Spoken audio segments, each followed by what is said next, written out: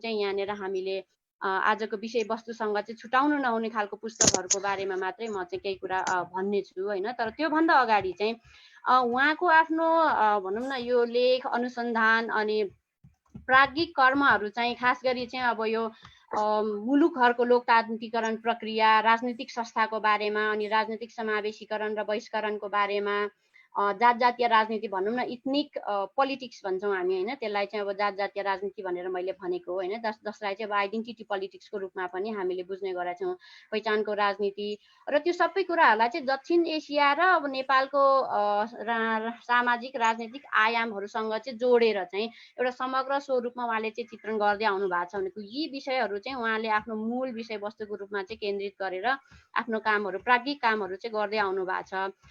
यसमा अब अलिकति आज हामीले मैले चाहिँ भन्नुपर्ने कुरा चाहिँ उहाँको यी अधिकांश चाहिँ कामहरू प्रायः जस्तो अङ्ग्रेजीमा छन्, तर त्यति हुँदाहुँदै पनि नेपाली भाषामा पनि उहाँले उत्तिकै लेख्दै आउनु भएको छ। एउटा किताबै पनि पहिले नै छापिएको थियो, समावेशी संविधान सभा र राज्यको पुनर्संरचना भन्ने, जुन चाहिँ सन् 2007मा हुनुपर्छ। र अब पछिल्लो समय उहाँको नेपाली भाषाको लेखहरू किताबहरू पनि अलिकति त्यसको सङ्ख्या बढ्दै गएको छ, जुन चाहिँ नेपाली पाठकहरूको लागि राम्रो हो भन्छु। र नेपालबाटै प्रकाशित जर्नलहरू, पुस्तकहरू मा चाहिँ उहाँको कृति अनि उहाँको चाहिँ लेखहरूको अनुदित भर्जनहरू भनौँ न, त्यसको केही विषय र सन्दर्भ अनुरूप चाहिँ परिमार्जित गरेर छापिने क्रम पनि एकदम जारी छ। अब जनजाति महासङ्घ आफैले पनि अब आउनु लागेको पुस्तकमा उहाँको एउटा गहन लेख चाहिँ छाप्दैछ होइन। त्यसको अलावा पनि उहाँले चाहिँ आफ्नो वैचारिक लेखहरू यिनै विषयवस्तुमा चाहिँ अब नेपाल र भारतका विभिन्न म्यागजिन, पत्र पत्रिकाहरूमा चाहिँ निरन्तर रूपमा उहाँले लेख्दै आउनु भएको छ, जुन कुरा चाहिँ सायद हामी धेरैले त्यो धेरैको पहुँचमा छ भन्छु त्यो कुरा चाहिँ। र आजको विषयवस्तुसँग जोडिएका केही कुरा, जुन उहाँको कृतिहरूको बारेमा कुरा गर्नु पर्दाखेरि चाहिँ पहिलो कृति मैले उहाँलाई चिनेको, उहाँको पढेको भनेको चाहिँ सन् 2005मा छापिएको सेज पब्लिकेसनले निकालेको towards democratic Nepal, inclusive political institution for a multicultural society भन्ने किताब छ, जुन किताब एकदम महत्त्वपूर्ण र यो धेरै हदसम्म हामीलाई एकदम काम लाग्ने। र अब यसको चाहिँ भनौँ न अहिले चाहिँ धेरै भर्जनहरू, संस्करण भनौँ न, धेरै संस्करणहरू छापिएर आइसकेको छन्। अहिले 6औँ संस्करण चाहिँ बजारमा हामीले देख्न सक्छौँ र यसको नेपाली भाषामा अनुवाद पनि भइसकेको छ। त्यो हिसाबले चाहिँ उहाँको भनौँ न यो कृति चाहिँ एकदम सबैको लागि पहुँचयोग्य छ भनौँ न। र त्यस पछाडि अर्को चाहिँ यस्तै खालको अर्को उहाँको चाहिँ सन् 2000 भनौँ न 13मा छापिएको अर्को एकदमै काम लाग्ने कुरा भनौँ न, government and politics in south Asia भन्ने छ, जसको पनि 7औँ एडिसन चाहिँ 7औँ संस्करण चाहिँ हामीले बजारमा देख्न सक्छौँ। त्यस्तै गरेर उहाँको अरू थुप्रै यति धेरै भनौँ न सम्पादन गर्नुभएको, सहसम्पादन गर्नुभएको अनि उहाँको आफ्नै लेखन र सहलेखनको धेरैवटा कृतिहरू छन् होइन, मैले भनिसकेँ। र उहाँको अब आउन लागेको कृति चाहिँ सङ्घीयता र समृद्धि होइन, फेडरलिजम एन्ड प्रोस्पेरिटी भन्ने छ, जुन चाहिँ अब आउन लागेको कृति छ। त्यो पनि हाम्रो लागि उत्तिकै महत्त्वपूर्ण छ भन्छु होइन। उहाँको धेरैवटा सन् 2012मा छापिएको अर्को एउटा पनि छ उहाँको सहसम्पादनमा, nationalism and ethnic conflict in Nepal, identities and mobilisation after 1990s भन्ने। भनेपछि उहाँको समग्र चाहिँ प्राज्ञिक कर्महरू चाहिँ धेरै जसो चाहिँ अब हाम्रो आफ्नै विषयवस्तुहरूसँग, यहाँको हाम्रो सिनारियोसँग धेरै मेल खाने हुँदाखेरि चाहिँ त्यो चाहिँ हाम्रो लागि धेरै राम्रो छ भन्छु। भनेपछि चाहिँ उहाँले चाहिँ हामीलाई थुप्रै यस्तो विषयवस्तुहरूको खुराकहरू दिइरहनु भएको छ, जुन चाहिँ हाम्रो लागि चाहिँ विचार निर्माणको कामहरू एकदम राम्रोसँग त्यसले गर्दै आइरहेछ। अब यहाँ मैले एउटा अलिकति भन्न नछुटाउँ भन्ने लागेको चाहिँ उहाँ र उहाँ जस्ता जनजाति समुदायको प्राज्ञिक व्यक्तित्वहरू हामीले धेरै पाएका छौँ, उहाँहरूबाट धेरै कुरा सिक्न पनि पाएछौँ, सुन्न पनि पाइरहेछौँ होइन। कतिपय भन्ने हो भनेदेखि त मैले अहिले जति काम गरिरहेको छु त्यो चाहिँ उहाँले गर्नुभएको काममाथिको एउटा सानो टेकिएर गरिएको केही कुराहरू मात्रै हो भन्छु होइन। त्यो हिसाबले चाहिँ विषयवस्तुहरूसँग हामीले अन्तर्क्रिया गरिरहँदाखेरि चाहिँ धेरै खुराकहरू दिनुभएको छ। तर त्यसमा मलाई एकदम खड्केको एउटा पक्ष चाहिँ यी सबै विषयवस्तुमा लैङ्गिकताको एउटा पक्ष चाहिँ धेरै जसो ठाउँमा छुटिएको छ होइन। त्यो चाहिँ हाम्रो प्रोफेसर लाउती को प्रकाशित कृति र लेखहरूमा पनि यो विषयवस्तुको आयाम चाहिँ मैले अहिलेसम्म पढ्नु पाएको छुइनँ, जुन चाहिँ आज यहाँ सुन्न पाइन्छ भनेर मलाई एकदमै खुसी लागेको छ। र यो विषयवस्तुमा बोल्नको लागि उहाँले चाहिँ मन्जुरी जनाउनु भएकोमा पनि म एकदम धन्यवाद दिन चाहन्छु। यति भन्दै मैले हाम्रो डाक्टर प्रोफेसर महेन्द्र लाउतीज्यूको परिचय चाहिँ यहाँ मैले रोकेँ। र अब चाहिँ अर्को मानवशास्त्री हुनुहुन्छ आज हामीसँग क्याथरिन माच। उहाँलाई चाहिँ भन्नुपर्दाखेरि चाहिँ बाह्य भनौँ न नेपालभन्दा बाहिरबाट आएर नेपाली समाजलाई एकदम राम्रोसँग बुझेर नारी छामेर अनि त्यसलाई चाहिँ बाह्य समाजसँग जोड्ने काम गर्नु भएको छ होइन। उहाँलाई चाहिँ मैले त्यसरी चिन्छु र उहाँलाई पनि मैले मेरो अनुसन्धान कर्मको सुरुदेखि नै भनौँ न उहाँको कृतिबाटै चिनेको थिएँ मैले थालनी गर्दैखेरि। र त्यति नै खेर मलाई चाहिँ लागेको थियो कि उहाँले चाहिँ अब नेपाली समाजको नेपालको आदिवासी जनजाति समुदायको चाहिँ एकदम राम्रोसँग चाहिँ अध्ययन गर्नु भएको छ सूक्ष्म तरिकाले। र उहाँले त्यसलाई चाहिँ दिमागी रूपमा मात्र होइन कि आफ्नो भावना र मनदेखि नै जोडेर चाहिँ त्यसलाई अध्ययन गर्नु भएको छ। र उहाँको चाहिँ खास गरी इथ्नोग्राफी, हिस्टोरिकल एन्थ्रोपोलोजी र जेन्डर यी तीनवटा कुरालाई चाहिँ भनौँ न एकदम संयुक्त रूपमा अगाडि लगेर चाहिँ उहाँले आफ्नो कृतिहरू निकाल्नु भएको छ होइन। त्यो प्राज्ञिक आफ्नो कामहरूलाई चाहिँ अगाडि बढाउनु भएको छ। जसमा चाहिँ अब एकदमै उहाँको फिल्ड चाहिँ नेपाल र नेपालको मान्छेमा पनि आदिवासी जनजाति, त्यहाँभित्र पनि पर्टिकुलर भन्ने हो भने तामाङ समुदाय। उहाँले चाहिँ त्यसरी त्यसलाई चाहिँ एकदम मिहिन रूपमा भित्रभित्र गएर चाहिँ अध्ययन गर्नु भएको छ, जुन कुरा चाहिँ अब एकदम लामो समय पनि खर्चिनु भएको हुँदाखेरि त्यो चाहिँ हाम्रो लागि धेरै एकदम ठुलो एसेट हो भन्छु म होइन। उहाँको पहिलो कृति जसले चाहिँ नेपाल र अमेरिकाको बिच चाहिँ भनौँ न एक आपसमा प्राज्ञिक कर्मले जोड्ने कडी उहाँले निकाल्नु भएको थियो। त्यो चाहिँ 1995 मा निक्लेको एउटा किताब छ। त्यो चाहिँ काठमाडौँबाटै निक्लेको हो। अनि mutual regards America and Nepal seen through each others eyes भन्ने किताब छ है। र त्यस पछाडिको अर्को किताब जुन चाहिँ मैले पढ्न पाएको थिएँ त्यो चाहिँ सन् 2002 मा निक्लेको थियो। त्यो चाहिँ पर्टिकुलर तामाङ महिलाहरूको बारेमा छ।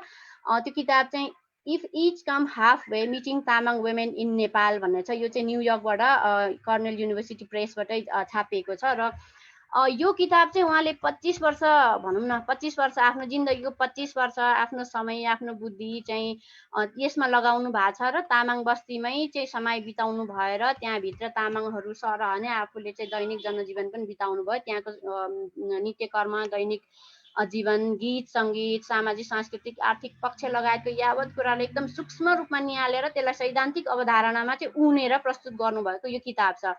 यही चाहिँ मैले 2006 मा पढेको थिएँ। र यो किताब चाहिँ म भन्न चाहन्छु कि इथ्नोग्राफी, जेन्डर र एन्थ्रोपोलोजिकल हिस्ट्रीको तीनवटाको मिश्रणमा लेखिएको एकदम उदाहरणीय कृति हो। त्यो चाहिँ प्राज्ञिक हिसाबले पनि र आदिवासी जनजातिहरूको आफ्नो कल्चरको हिसाबले पनि, आर्टको हिसाबले पनि, जेन्डरको हिसाबले पनि एकदम राम्रो कृति हो भन्छु म होइन। र यही किताब चाहिँ 2006 मा मैले पढे पछाडि चाहिँ क्याथरिन माचलाई चाहिँ चिने कि उहाँलाई चाहिँ नेपालको आदिवासी जनजाति समुदायप्रति समर्पित एक विदेशी अध्येता जो चाहिँ नेपाली मन बोकेको भनौँ एक हिसाबले त्यो खालको छाप मेरो मनमा बसेको थियो।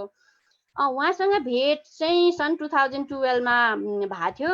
अहिले जस्तै जुलाईको महिनामै मार्टिन चौतारी र the school of oriental and African studies, जसलाई चाहिँ सर्टकटमा स्वास SOAS स्वास युनिभर्सिटी अफ लन्डन भनेर भन्छौँ, यो दुईटाको सहकार्यमा एउटा कार्यशाला भएको थियो। त्यो चाहिँ the creation of public meaning during Nepals democratic transition भन्ने कार्यशाला चाहिँ यो स्वास युनिभर्सिटी अफ लन्डनमै गरिएको थियो। त्यो कार्यशालामा हाम्रो चाहिँ क्याथरिन माच र डेभिड हम्बर्ग दुवैजनासँग चाहिँ भेटघाट भयो। र त्यो कार्यशाला सकिएपछि चाहिँ छुट्टिनु अघि हामीले केही बेर नास्ता, चिया, पान, व्यक्तिगत कुराकानी, अध्ययन अनुसन्धानको के कुराहरू पनि गरेका थियौँ।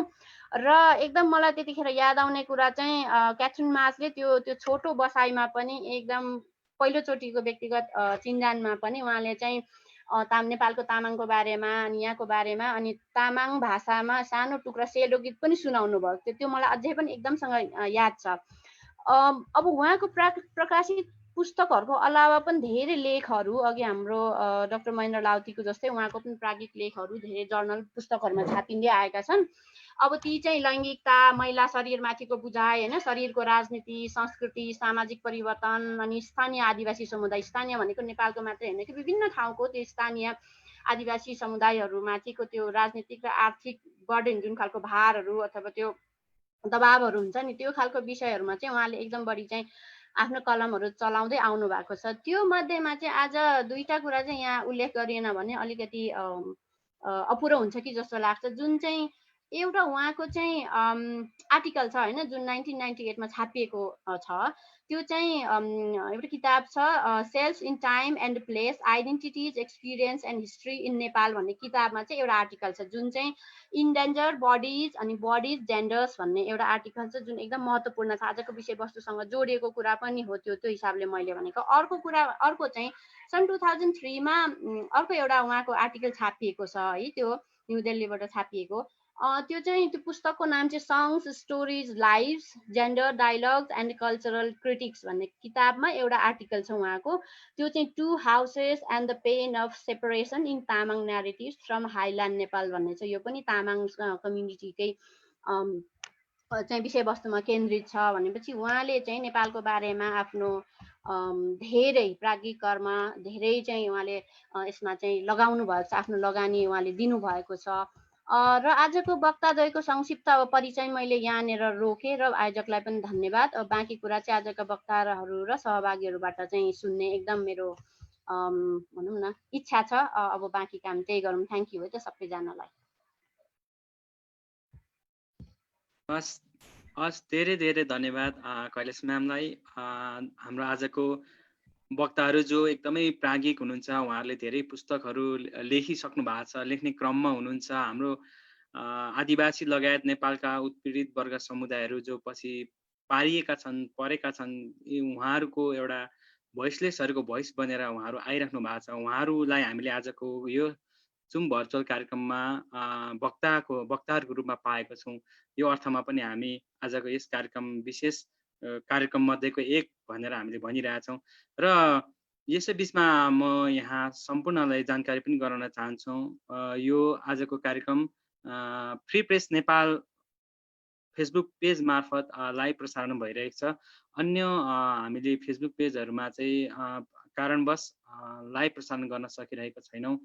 र आजको यो जुम भर्चुअल संवाद कार्यक्रममा विभिन्न देश विदेशबाट यस कार्यक्रममा एउटा बैठकमा चाहिँ एउटा महत्त्वको साथ उपस्थित जनाइराख्नु भएको छ। यहाँहरू सम्पूर्णलाई हामी पुनः एकपटक सचिवालयको तर्फबाट धेरै धेरै धन्यवाद ज्ञापन गर्दै अब हामी आदरणीय हाम्रो वक्ताज्यूहरूको कुरा आजको यो शीर्षक अन्तर्गत रहेर गर्नेछौँ, उहाँहरूको कुरा सुन्नेछौँ। त्यसैले गर्दाखेरि म उहाँहरूको परिचयलाई थप नजोड्ने हुनाले, किन भन्दाखेरि हाम्रो कैलाश म्यामले धेरै कुराहरू यहाँ दुवैजनाको बारेमा बताइसक्नु भएको छ। त्यसैले म अबको समय सबैभन्दा पहिलो वक्ताको रूपमा हाम्रो प्राध्यापक महेन्द्र लावती सरलाई अबको समय सुम्पिन चाहन्छु। आजको यस जुम भर्चुअल संवादको विषय नेपालका आदिवासी लैङ्गिकता अधिकार र आन्दोलनको विषयमा उहाँले आफ्नो कुराहरू राख्नुहुनेछ। सर, यहाँको लागि अबको समय। आधी घन्टा होइन? हजुर सर, 25 देखि 30 मिनट भित्रमा यहाँले आफ्नो भनाइहरू सकाइदिनु हुन पनि अनुरोध गर्दछु। माफ गर्नु होला, मैले समय बताउन यहाँलाई छुटाएछु। हुन्छ। सबैलाई सेवारो देश विदेशमा रहनुभएका सहभागी मित्रहरू, तपाईहरुको सहभागिताको लागि धन्यवाद। अनि नेफिन र विशेष गरी हाम्रो गोविन्द छन्त्यालजी जसले चाहिँ यो कोअर्डिनेट गर्नुहुन्छ क्यारे, उहाँलाई पनि मलाई बोल्ने मौका दिनुभएकोमा उहाँलाई पनि म धन्यवाद दिन चाहन्छु।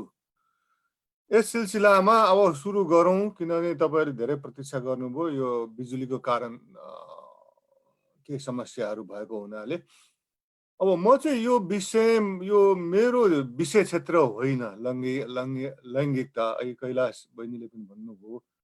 त्यसले गर्दाखेरि गोविन्दजीले मलाई के बोलिनुहुन्छ कि भन्दाखेरि म रिलक्टेन्ट थिएँ, म होइन अरू कसैलाई बोल्न लगाउँ भनेर मैले उहाँलाई भनेको थिएँ, किनभने आफ्नो मेरो रिसर्च क्षेत्रको विषय परेन डाइरेक्टली। तर म अब यो विषयमा चाहिँ म इन्ट्रेस्टेड हो र मैले मेरो क्लासहरूमा चाहिँ विभिन्न क्लासहरूमा अब पोलिटिक्सको क्लासहरूमा वुमेन र डेभलपमेन्टको क्लासहरूमा जेन्डर वुमेनको इस्युहरू कम्तीमा पनि एउटा क्लासमा चाहिँ म चर्चा गर्ने गर्छु। जस्तो एडमिनिस्ट्रेसनको कुरा गर्दा त्यहाँ पनि अब वुमेनको कुरा गर्ने आदि इत्यादि गर्ने गर्छु। त्यसले गर्दाखेरि म इन्ट्रेस्टेड चाहिँ विषय हो। मैले के किताबहरू पढेको छु, मैले के लेखहरू पढेको छु र म यो क्लासमा केही डिस्कस पनि गर्छु यो सवालहरू। तर आफूले नै चाहिँ मैले अनुसन्धान गरेको यो क्षेत्र चाहिँ होइन। त्यसले गर्दा म अलिकति रिलक्टेन्ट भएको कारण चाहिँ त्यो हो। तर पनि म माने, किनभने अब हाम्रो लिम्बूहरूको त चेलीबेटीले भनेको मानेन भने फेरि अब हकारिहाल्छन् होइन। त्यसले गर्दाखेरि अब चेलीबेटीहरूको कुरा पनि सुन्नु पर्यो, अब हाम्रो महिला अधिकार कर्मीहरूको पनि। तर मैले चाहिँ अब खालि यो कुरो चाहिँ तपाईँहरूलाई म जानकारी चाहिँ गराउँछु, यो मेरो अनुसन्धानको विषय चाहिँ होइन। तर अब यो पेपर सम्बन्धी यो प्रेजेन्टेसन सम्बन्धी सोद्धाखेरि र यसो मैले हिजो हाम्रो डाक्टर कमल तिगेला हुनुहुन्छ, उहाँ पनि आज उपस्थित हुनुहुन्छ, उहाँसँग लिम्बूहरूको महिलाहरूको अवस्थाबारे जान्दाखेरि चाहिँ मैले उहाँसँग त कुरा गरिसकेको छुइनँ। अब यस्तो एउटा को अथर पेपर चाहिँ लेख्नु पर्ला कि भन्ने चाहिँ दिमागमा अलिअलि चढ्न थालेको छ। तर समस्या के हो भने यो धेरै कुरामा ध्यान दिँदाखेरि फेरि कुनै कुरो पनि ननिस्किन सक्छ। त्यो छ ल। अब के भने अनि अर्को कुरो चाहिँ तपाईँहरूलाई अब जुन चाहिँ सुरुमा मसँग गोविन्दजीले अनुरोध गर्नुभएको थियो त्योभन्दा अहिले टाइटल चाहिँ स्लाइटली अलिकति ब्रड भएको छ र त्यसले गर्दाखेरि म चाहिँ अब मेरो तयारी चाहिँ अब महिला र आदिवासी आन्दोलन भन्ने विषयमै म बढी चाहिँ चर्चा गर्नेछु र भरै यदि तपाईँहरूको आदिवासी आन्दोलन सम्बन्धी अन्य प्रश्नहरू आएको खण्डमा चाहिँ म आफूले जाने बुझे अनुसारको जवाब दिने म प्रयत्न चाहिँ गर्नेछु। अनि अर्को चाहिँ सुरु गर्नुभन्दा अगाडि चाहिँ अर्को चाहिँ म एउटा के जानकारी गर्छु भने अब मैले अघि पनि भने यो मेरो अब महिलाहरूको हक अधिकार सम्बन्धी मेरो जिज्ञासाको विषय भए पनि मेरो अध्ययनको विषय नभएको हुनाले मलाई धेरै ज्ञान छैन। त्यसले गर्दाखेरि मैले महिलाहरूको अवस्थाको बारे चर्चा गर्दाखेरि म घरिघरि लिम्बू समाजको महिलाहरूको अवस्थाबारे म चर्चा गर्नेछु। अब यसो गर्दाखेरि यो लिम्बू हो, खालि यसले लिम्बूको कुरा मात्र गर्छ भनेर त्यो अहमताको कारणले चाहिँ मैले गरेको चाहिँ होइन। त्यो चाहिँ बुझिदिनु होला, किन कहिले कहिले मैले त्यस किसिमको कमेन्टहरू देख्ने गरेको छु। खालि यो मेरो अज्ञानताले गर्दाखेरि मलाई अन्य जाति समुदायमा महिलाहरूको अवस्थाको बारे धेरै कम थाहा छ वा थाहा नै छैन। एउटा अब्जर्भेन्टको रूपमा चाहिँ अब देखेको चाहिँ छु, त्यसकै आधारमा बोल्नु पनि अब अप्ठ्यारो हुन्छ र थोरै मात्रामा अब लिम्बूहरूको महिलाहरूको अवस्थाबारे चाहिँ अब आफ्नै समाजमा देखेको र हिजो डाक्टर कमल तिगेलासँग के 1 घन्टा जति हामीले गफगाफ पनि यस सम्बन्धमा कुरा पनि गरेका थियौँ। मेरो प्रश्नहरू उहाँहरूले के जवाब दिनुभएको छ, त्यसलाई म के आधार बनाउँछु। अब यो जेन्डर र आदिवासी नेपालको सन्दर्भमा चाहिँ अब एउटा नेपालमा अब हामीले देखि आएको पनि र प्राज्ञहरू अब डाक्टर कृष्ण भट्टराईदेखि लिएर मीना आचार्यहरूदेखि लिएर लिन बेनेटहरूले पनि के भनेका छन् भने अब आदिवासी महिलाहरू चाहिँ अब खस आर्य मधेसी र अन्य समुदायको महिलाहरूको दाँजोमा कम्तीमा पनि आफ्नो समाजमा उहाँहरूप्रति डिस्क्रिमिनेसन कम छ, एक्सक्लुजन कम छ भन्ने चाहिँ उहाँले त्यो कुरोहरू ल्याउनु भएको धेरै नै भइसक्यो। अब म खालि यसमा चाहिँ मेरो एउटा थप चाहिँ के हो भने म यहाँ तपाईँहरूलाई कुरा चाहिँ मेरो थप चाहिँ के भन्न चाहन्छु भने त्यो निश्चित रूपले हो। तर त्यसो भएपछि त अब समग्र नेपालको महिला आन्दोलन र इभन आदिवासी आन्दोलनमा पनि आदिवासी महिलाहरूको त अब धेरै राम्रो उपस्थिति हुनुपर्ने हो, तर त्यो देखिँदैन। अनि किन आफ्नो घर समाजमा चाहिँ अब समानताको निकै घर समाजमा समानता अब अन्य जातिभन्दा कम असमान रहने, तर किन चाहिँ अब पब्लिक स्पेयरमा आएपछि, पोलिटिक्समा आएपछि, आदिवासी आन्दोलनमा आएपछि चाहिँ किन महिलाहरू चाहिँ हामी देख्दैनौँ, त्यति उपस्थिति राम्रो छैन। हुनुपर्ने हो नि त, यदि घर परिवार समाजमा समानता छ भन्ने। त्यो सम्बन्धी म छोटकरीमा चर्चा गर्नेछु। अनि त्यसपछि चाहिँ म चाहिँ त्यसलाई चाहिँ अब यो प्रतिशतात्मक कारणहरूको तर्फबाट रिलेभेन्ट तर्फबाट म चर्चा गर्नेछु। जो चाहिँ अब यहाँ महिला अधिकार क्षेत्रमा लड्नुभएका, काम गरिरहनुभएका धेरैलाई सायद मभन्दा पनि बढी थाहा होला।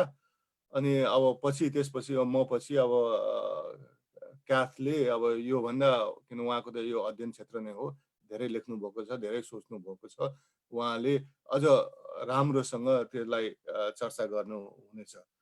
अनि त्यसपछि चाहिँ म चाहिँ यो अब आदिवासी आन्दोलनकै सवालमा चाहिँ यो नेसनलिस्ट, इथनिक र नेसनलिस्ट र सोसल मुभमेन्टको फ्रेमवर्कबाट चाहिँ अब के हेरेर चाहिँ के गर्दाखेरि चाहिँ अब एक आदिवासी महिला अधिकार कर्मीहरू, महिला आन्दोलन कसरी चाहिँ अलिक बढी सशक्त हुन सक्छ भन्ने चाहिँ, वा त्यो इनफ्याक्ट इथनिक नेसनलिस्ट मुभमेन्टहरूले वा राष्ट्रिय आन्दोलनहरूले, राष्ट्रिय भन्नाले मैले यहाँ विभिन्न हाम्रो जातिहरूलाई पनि राष्ट्रको रूपमा लिएको छु, उनीहरूलाई चाहिँ किन चाहिँ राष्ट्रिय आन्दोलनहरू, किन इथनिक मुभमेन्टहरू चाहिँ किन च्यालेन्ज हुन्छ भन्ने कुरोहरू सुरुमा राखेर अनि पछि चाहिँ के गर्न सकिएला त भनेर मेरो केही विचारहरू, यो प्रारम्भिक विचारहरू म आफ्नो सेयर गर्नेछु।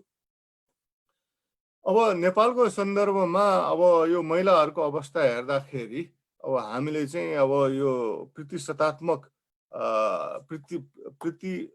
प्याट्रियार्की के हो र त्यसलाई केले असर पार्छ भनेर त्यो आदिवासी महिलाको सन्दर्भमा हामीले हेऱ्यौँ भने, जस्तो अब धर्मको सवाल आउँछ होइन, त्यसपछि अब महिलाहरूको अब इन्कम, महिलाहरूको लेबरमा पुरुषले कन्ट्रोल गर्छ कि महिला के मात्रामा स्वतन्त्र छन् भन्ने कुरोहरू आउँछ, राजनीतिमा कस्तो पहुँच छ भन्ने कुरोहरू आउँछ होइन। अनि इभन जाति र व्यवस्था, किनसिपले पनि कसरी चाहिँ असर पार्छ आदि इत्यादि हामीले हेऱ्यौँ भने चाहिँ हामीले आदिवासी महिलाहरूको अवस्था चाहिँ केही मात्रामा हामी चर्चा गर्न सक्छौँ। जस्तो यसमा मैले अघि भने तपाईँहरूलाई विभिन्न विद्वानहरूले धेरै अब आदिवासी महिलाहरू चाहिँ अन्य समुदायका महिलाहरू भन्दा केही मात्रामा बढी स्वतन्त्रता, केही मात्रामा बढी समानता चाहिँ छ भनेर भन्नुभएको छ। तर त्यसमा म के थप्छु भने, त्यो अब घरमा अब महिलाहरूको कतिपय अब समस्या भनेको घरमै अब जेन्डर रिलेसन्स, महिला पुरुष बिचको सम्बन्ध, पुरुषको दबदबा, त्यसले गर्दा हुन्छ। अब आदिवासी महिलाहरूको सम्बन्धमा चाहिँ त्यो चाहिँ कम देखिन्छ निश्चित रूपले, र उनीहरूको समाजमा पनि त्यो अब हिन्दूहरूको जस्तै वा मुस्लिमहरूको जस्तै त्यो के अरे महिलाहरूलाई एक्सक्लुड गर्ने, डिस्क्रिमिनेट गर्ने परम्पराहरू चाहिँ कमै छ। तर त्यस बावजुद पनि यी राम्रा पक्षहरू हुन्, तर पनि इभन आदिवासीहरूको पब्लिक स्फेयरमा, म यो राज्यको समाजको भनिरहेको होइन, जस्तो आदिवासीहरूको, जस्तो लिम्बूहरूको चुम्लुङ हुन्थ्यो होइन, मिटिङहरू हुन्थ्यो पहिला वा अब कम्युनिटीको बारे के निर्णय गर्ने भन्दाखेरि चाहिँ एउटा यो आदिवासीहरू र अरू इथनिक ग्रुप्सहरूमा संसारभरि नै चाहिँ कम्युनिटीहरू एउटा पार्टिसिपेटरी प्रोसेसबाट चाहिँ उनीहरू छलफल गर्छन्। छलफल गरेर हामीलाई यो चाहिन्छ, हाम्रो यो चाहिँ निरन्तरता हुनुपर्छ भन्ने, जस्तो तुतु तुम्याङ भनेर लिम्बूहरूमा पनि भनिन्छ होइन। त्यस्तो चाहिँ यो आदिवासी समुदायहरू र अन्य धेरै इथनिक ग्रुपहरूमा त्यसलाई पार्टिसिपेटरी प्रोसेस छ भनेर भनिन्छ। तर हामीले के बिर्सिनु हुँदैन भने, त्यस्ता जातगत संस्थागत पुरानो ट्रेडिसनल ऊहरूमा चाहिँ महिलाहरूको पार्टिसिपेसन चाहिँ कमै हुन्थ्यो है।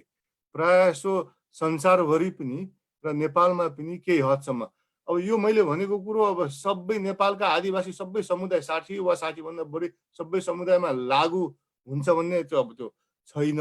अब अपवादहरू पनि छन्, तर साधारणतया चाहिँ अब यस्ता हाम्रो ट्रेडिसनल पार्टिसिपेटरी प्रोसेसहरूमा चाहिँ बुढा पुरुषहरूको बढी, उनीहरू मिटिङमा बस्ने, निर्णय गर्ने आदि इत्यादि चलन छ। त्यहाँ महिलाहरूको पनि कम चलन हुन्छ, पार्टिसिपेसन हुन्छ, र उसको पनि युवक पुरुषहरूको पनि पार्टिसिपेसनहरू चाहिँ प्रायः सो कम हुन्छ। अब लिम्बूहरूकै सन्दर्भमा कुरा गर्ने हो भने अब डाक्टर कमल तिगलाको अनुसार चाहिँ अब सुरुमा चाहिँ अब यो महिलाहरूको पनि सहभागिता हुन्छ आदि इत्यादि भनेर मुन्दुमको केही उहरूले भन्छ अरे। तर अब हामीले पछिल्लो चरणमा आएर अब लिम्बूहरूको कालिम्पोङमा भएको अब फाल्गुन नन्दले गरेका आदि इत्यादि थुप्रै चुम्लुङहरू हेरौँ न, त्यसलाई हेरियो र सुब्बा अमाली जो चाहिँ अब राज्यको प्रतिनिधि भनौँ कि अब समाजलाई गभर्न गर्ने इन्टिटीहरू इन्स्टिट्युसन्सहरू भनौँ कि उनीहरूलाई हेऱ्यौँ भने चाहिँ हामी प्रायःसो त्यस्तो चुम्लुङहरूमा चाहिँ प्रायःसो पुरुषहरू मात्र सहभागी, बुढा पुरुषहरू सहभागी भएको देख्छौँ। त्यसले गर्दाखेरि चाहिँ र सुब्बा अमालहरू जुन चाहिँ किपट चलाउँदाखेरि सुब्बा अमालहरू थिए त्यहाँ पनि प्रायःसो पुरुषहरू नै थिए। त्यसले गर्दाखेरि चाहिँ अब के देखिन्छ भने निश्चित रूपले अब यसलाई आधार मान्ने हो भने अब मैले अघि पनि भने यो सबै आदिवासीहरूमा लागू हुन सक्दैन। सबै आदिवासीहरूको बोल्ने मसँग ज्ञान छैन। तर लिम्बूहरूलाई आधार मानेर अरूमा पनि के हदसम्म यस्तै हुन्छ हो भने अब गाउँ लेभलको चुम्लुङ गाउँमा निर्णय गर्नु पर्यो भने चाहिँ महिलाहरूको पनि सहभागिता हुने, युवकहरूको पनि सहभागिता हुने। तर अलिकति अब ठुलो अब एरियामा अब रिजनल एरियामा अलिक ठुलो एरियामा गर्ने हो भने चाहिँ प्रायःसो बुढा पुरुषहरूको मात्र चाहिँ सहभागिता भएको हामी चाहिँ देख्छौँ। त्यसले गर्दाखेरि चाहिँ अब घर आफ्नो नजिकको समाजमा अब आदिवासी महिलाहरूको केही समान रूपले भए तापनि र त्यहाँ आर्थिक रूपले पनि अब केही हदसम्म स्वतन्त्रता एटलिस्ट हिन्दू महिलाहरूको दाँजोमा भए तापनि आदिवासीहरूकै केही ट्रेडिसन्सहरूमा वा नर्म्सहरू वा इन्स्टिट्युसनहरूमा चाहिँ पब्लिक स्पेयरमा चाहिँ अब पुरुषहरूको अब दबदबा नै चाहिँ नभनौँ, पुरुषहरूको बढी सहभागिता हुने, पुरुषहरूले निर्णय लिने चाहिँ हामी बढी चाहिँ देख्छौँ। र सायद यसले गर्दाखेरि पनि अब आफ्नै जाति र समुदायको पब्लिक स्पेयरमा चाहिँ महिलाहरूको भूमिका कम भयो भने सायद तपाईँ अब त्यो आफ्नो जातिभन्दा बाहिर जाँदाखेरि पनि त्यसले पनि केही मात्रामा अब असहजता प्रदान गरेको छ कि भनेर हामी चाहिँ चर्चा गर्न चाहिँ सक्छौँ। अब एउटा कुरो चाहिँ त्यो होइन। अनि अर्को चाहिँ जस्तो अब आदिवासीहरूको आफ्नै संस्कार हो कि के हो होइन, जस्तो अब नेपालमा अब पछि हिन्दूकृत भएको हो कि अब राज्यको के अरे कानुनहरूले नीतिहरूले गर्दा असर परेको हो कि अब सम्पत्तिहरू अब इनहेरिटेन्स गर्दाखेरि अब पुरुषहरूकोमा जाने जुन चलन छ, जुन धेरै आदिवासीहरूमा पनि पछिल्लो पहिला नभए पनि कम्तीमा पनि पछिल्लो समयमा भएको छ। अनि अर्को अब बिहाको चलन प्याट्रिलोकल म्यारिज भनेर भनिन्छ। अब केटी केटाको घरमा जाने बिहा गरेपछि अब यस्ता कुरोहरूले चाहिँ मेरो विचारमा चाहिँ महिलाहरूलाई पुरुषको दाँजोमा चाहिँ अलिकति अधिकारहरू कम दिएको जस्तो, अलिकति वा धेरै अब कम दिएको जस्तो लाग्छ। र त्यसले गर्दाखेरि पनि अब पब्लिक स्पेयरमा सहभागी, स्पेसली पोलिटिक्स आदि इत्यादिमा सहभागी हुनु अब रोकेको, केही मात्रामा बाधा अडचनहरू चाहिँ खडा गरेको हुनसक्छ। किनकि मेरो विचारमा किनकि जस्तो अब बिहा गरेर आफ्नो माइतीमा बस्दाखेरि अब साथी सङ्गी नेटवर्कहरू बनाइएको हुन्छ। बिहा गरेर अर्को श्रीमानको क्षेत्रमा जाउँ, घरमा जाउँ, त्यहाँ साथीभाइ मान्छे चिनिएको हुँदैन, साथीभाइहरू बनाउनु पर्यो, ऊ गर्नु पर्यो, नेटवर्क बनाउनु पर्यो। अब सम्पत्तिमाथि अब आधार हुनु पर्यो राजनीति गर्नको लागि होइन। यी कुरोहरूले चाहिँ महिलाहरूलाई चाहिँ के रोकेको हुनुपर्छ, रोकेको छ। अनि त्यो अब आफ्नो समाजदेखि अब बाहिर गएपछि चाहिँ मेरो विचारमा चाहिँ जुन नेपालमा नातावाद, कृपावाद, आफ्नो मान्छेको ट्रेडिसन छ नि, त्यसले आदिवासी महिलाहरूलाई चाहिँ मेरो विचारमा कन्स्ट्रेन गरेको छ। किनकि चाहिँ अब नेपालमा तपाईँहरू अब देख्नुभयो भने अब एटलिस्ट ठुल्ठुला अब नेताहरू, राजनीतिक महिला नेत्रीहरू हेर्नु भने अब सबै त नभनौँ तर धेरै मात्रामा चाहिँ अब शीर्षस्थ नेताहरू र प्रभावशाली नेताहरूको अब श्रीमती अब वा अन्य नातेदार आदि इत्यादिहरू चाहिँ हामी देख्छौँ। वा श्रीमान बितेपछि चाहिँ महिलाहरू श्रीमानको ठाउँमा ओगटेका ठाउँहरू चाहिँ देख्न सक्छौँ।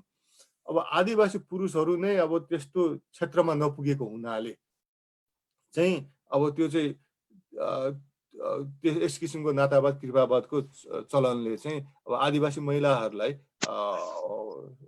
समेट्ने कुरो त भएन, सम्भव हुँदैन।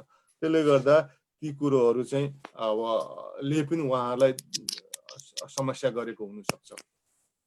अनि अर्को चाहिँ अब नेपालको राज्यको जुन किसिमले बनोट भयो नि, नेपालको राज्य र तथाकथित अब आधुनिकीकरण र यो चाहिँ अब दुवै अब हिन्दूकृत तरिकाले भएको छ भनेर अहिले कैलाश वैदीले पनि भन्नुभयो होइन। त्यो चाहिँ त्यसले चाहिँ मेरो विचारमा चाहिँ अब जुन चाहिँ आदिवासी जनजातिहरूको आफ्नो घर र समाजमा भएको जुन समान अवसरहरू थियो त्यसलाई चाहिँ मेरो विचारमा चाहिँ त्यो समान अवसरहरूलाई चाहिँ त्यसले चाहिँ कन्सेन गरिदिएको छ, अझ कम गरिदिएको छ। झन् समानतालाई राज्यले बढाउनुको सट्टा मेरो विचारमा आदिवासी महिलाहरूले भोग्दै आएको केही समानताका सवालहरू, केही स्वतन्त्रताहरू पनि त्यसले चाहिँ यसले चाहिँ अब कन्सेन मेरो विचारमा राज्य र तथाकथित मोडर्नाइजेसनको जुन नीति छ नेपालमा अवलम्बन गरिएको त्यसले पनि अब असर पारेको छ। जस्तो एउटा छोटो उदाहरण यो लिम्बू समाजमा पनि छ, अन्य धेरै आदिवासी समाजमा पनि छन्। लिम्बू समाजमा महिलाहरूले पेवा भनेर एउटा अब आफ्नो अब गाई, कुखुरा, सुँगुर वा जाँड रक्सी बेच्ने, पाल्ने, बनाउने र बेच्ने कुरोहरू गर्थ्यो। र एटलिस्ट लिम्बू समाजमा चाहिँ त्यो उनीहरूको त्यो क्यापिटलमाथि वा त्यो पुँजीमाथि चाहिँ महिलाहरूको नै हक लाग्थ्यो है। अब अन्य समाजमा पनि पेवाको अब कुरा चाहिँ होला होइन, तर कन्ट्रोल कसले गर्छ, पुरुषले गर्छ कि महिलाले गर्छ भन्दाखेरि मेरो विचारमा लिम्बूहरूको समाजमा र अन्य आदिवासी समाजमा धेरै हदसम्म चाहिँ यो महिलाहरूकै नियन्त्रणमा हुन्थ्यो। तर अब चाहिँ राज्यले चाहिँ के गरिदिएको छ चाहिँ अब यो अहिले आएर चाहिँ अब त्यो घरमा अब गाउँमा जाँड रक्सी बनाउनु चाहिँ प्रतिबन्ध गरिदिएको छ वा रोकेको छ वा अब सजाय दिन्छ, पिट्छ होइन।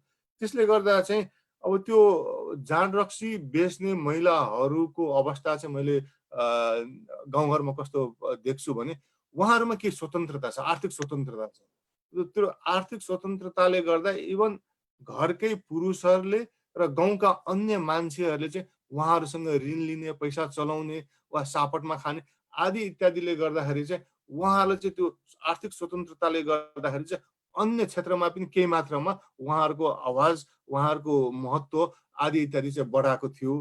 तर अब चाहिँ यस्ता कुरोहरूलाई चाहिँ राज्यले विभिन्न अब यो हिन्दू संस्कारको प्युरिटी आदि इत्यादिको आधारमा बयान गरिसकेपछि चाहिँ अब एउटा मान्छे अब पहिला आर्थिक स्वतन्त्र थियो, अब अहिले आएर आर्थिक उसको आय भएन, अन्त फेरि अब श्रीमानलाई कोट्याउनु पर्ने, बाबुलाई कोट्याउनु पर्ने, दाजुभाइलाई कोट्याउनु पर्ने हो भने त ऊ डिपेन्डेन्ट भएर गयो नि त। त्यसले गर्दाखेरि चाहिँ मेरो विचारमा यो हामीले अब यो धेरै कुरोहरू हेर्नुपर्ने हुन्छ। यो राज्यको हिन्दूकृत राज्य र उसले अपनाएको हिन्दूकृत मोडर्नाइजेसन आधुनिकीकरणले चाहिँ मेरो विचारमा महिला ऊहरूलाई चाहिँ के चाहिँ असर पारेको छ वा अब झन् चाहिँ अब कमजोर बनाउने मेरो विचारमा पहिला जति स्वतन्त्रता थियो त्यो स्वतन्त्रताहरू पनि हटाउने चाहिँ हटाएको वा कम गरेको छ जस्तो लाग्छ। अब म अर्को तपाईँहरूलाई चाहिँ एउटा के भन्छु भने यो आदिवासीहरूको आन्दोलन र त्यसले पनि कसरी महिलाहरूलाई चाहिँ अब आदिवासीहरूको मात्र आन्दोलन वा एथनिक वा नेसनलिस्ट मुभमेन्टहरूले चाहिँ कसरी महिलाहरूलाई चाहिँ अब ढाकछोप चाहिँ नगर्छ भनौँ, कसरी चाहिँ उसले रिकगनाइज गर्दैन भन्ने कुरोहरू म चाहिँ छोटकरीमा यो चर्चा गर्छु। यो हामी इथनिक नेसनलिस्ट वा राष्ट्रिय आन्दोलनहरू भन्छौँ, जो चाहिँ अब तामाङहरूको आन्दोलन, गुरुङहरूको आन्दोलन, मगरहरूको आन्दोलन वा लिम्बूहरूको आन्दोलन, यो जातिगत भनौँ न वा यसलाई राष्ट्रिय भनौँ, यो सबै राष्ट्रिय आन्दोलनहरू हुन्। त्यो नेपालमा मात्र होइन कि संसारभरि नै यो राष्ट्रिय आन्दोलनहरू चाहिँ धेरै शक्तिशाली इमोसनल पावर भएको मुभमेन्टहरू हो। र यो मुभमेन्टले चाहिँ अब स्कलर्सहरूले के पनि भनेर भनेका छन् भने यो यति साह्रो शक्तिशाली मुभमेन्ट हुन्छ कि त्यसले चाहिँ ऱ्यासनली कुरोहरू हेर्न सक्दैन। र त्यसले गर्दाखेरि चाहिँ जस्तो यो कतिसम्म चाहिँ शक्तिशाली हुन्छ भने चाहिँ अब यो राष्ट्रियताको सम्बन्धी बेनेडिक्ट एन्डरसनले भनेका छन्, मान्छेहरू राष्ट्रियताको निम्ति मार्न मात्र होइन, मरिन पनि आफू मर्न पनि तयार हुन्छन्। त्यति साह्रो शक्तिशाली क्या, मेरो राष्ट्रको लागि म मर्न तयार छु, मार्न मात्र होइन मर्न पनि तयार छु। यति साह्रो शक्तिशाली छ र यति साह्रो शक्तिशाली भएको हुनाले अब कतिपय राष्ट्रिय नेसनलिस्ट मुभमेन्टहरूले क्लासलाई पनि वर्गलाई पनि देख्दैन, वा वर्ग पनि त्यसले सानो रोल खेल्छ, वा जति महत्त्वपूर्ण रोल खेल्नु हो त्यति खेल्दैन। जस्तो उदाहरणको लागि कुनै राष्ट्रिय आन्दोलनमा ऊ धनी यो गरिब मात्र लाग्ने होइन, गरिब धनी सबै चाहिँ म लिम्बू हुँ, म तामाङ हुँ, म मगर हुँ, र वा अमेरिकामा म श्वेत अमेरिकी हुँ भन्ने चाहिँ त्यो अब ट्रम्प अब को सपोर्टरहरू धनी रिपब्लिकन व्हाइटहरू मात्र होइन, गरिब व्हाइट नेसनलिस्टहरू पनि छन्। त्यो चाहिँ के हो भने त्यो राष्ट्रियता क्या। अब ट्रम्पका कतिपय नीतिहरू, वर्गीय नीतिहरू गरिब श्वेत वा गरिब व्हाइट्सहरूको अगेन्स्टमा छ, तर त्यो गरिब अमेरिकनले त्यो बुझ्दैन। उसले चाहिँ ट्रम्पले चाहिँ मेरो आइडेन्टिटीलाई अगाडि बढायो भनेर उसले चाहिँ त्यो ट्रम्पलाई सपोर्ट गर्छ। त्यसले गर्दा चाहिँ मैले भन्नु खोजेको चाहिँ के हो भने यो वर्गीय सवालमा धेरै चर्चा भएको छ। यो नेसनलिस्ट इथनिक मुभमेन्टहरूले चाहिँ अब यति पावरफुल छ कि उसले एकदम वर्गीय सवालहरू पनि खासै देख्दैन वा कम देख्छ। त्यसरी नै मेरो विचारमा चाहिँ यो नेसनलिस्ट मुभमेन्टहरू यति पावरफुल छ कि इभन महिलाहरूको सन्दर्भमा पनि नेसनलिस्ट मुभमेन्टहरू अगाडि आउँदाखेरि ती महिलाहरूको सवालहरू जति आउनु पर्ने हो, जति चाहिँ त्यसलाई सम्बोधन गर्नुपर्ने, जति छलफलमा आउनुपर्ने हो, त्यति चाहिँ यो नेसनलिस्ट मुभमेन्टहरूमा देखिँदैन। यो चाहिँ मेरो विचारमा यो आदिवासी वा यो राष्ट्रिय आन्दोलनहरूको त्यो क्यारेक्टरिस्टिक भनौँ वा उनीहरूको रूप भनौँ, त्यसले गर्दाखेरि चाहिँ त्यस किसिमको मलाई हुन्छ जस्तो चाहिँ लाग्छ। र नेपालमा पनि मेरो विचारमा यो भइरहेको छ। अब वर्तमान सवालमा नै अब हाम्रो प्रधानमन्त्री केपीजीलाई धेरै समस्याहरू आएको थियो।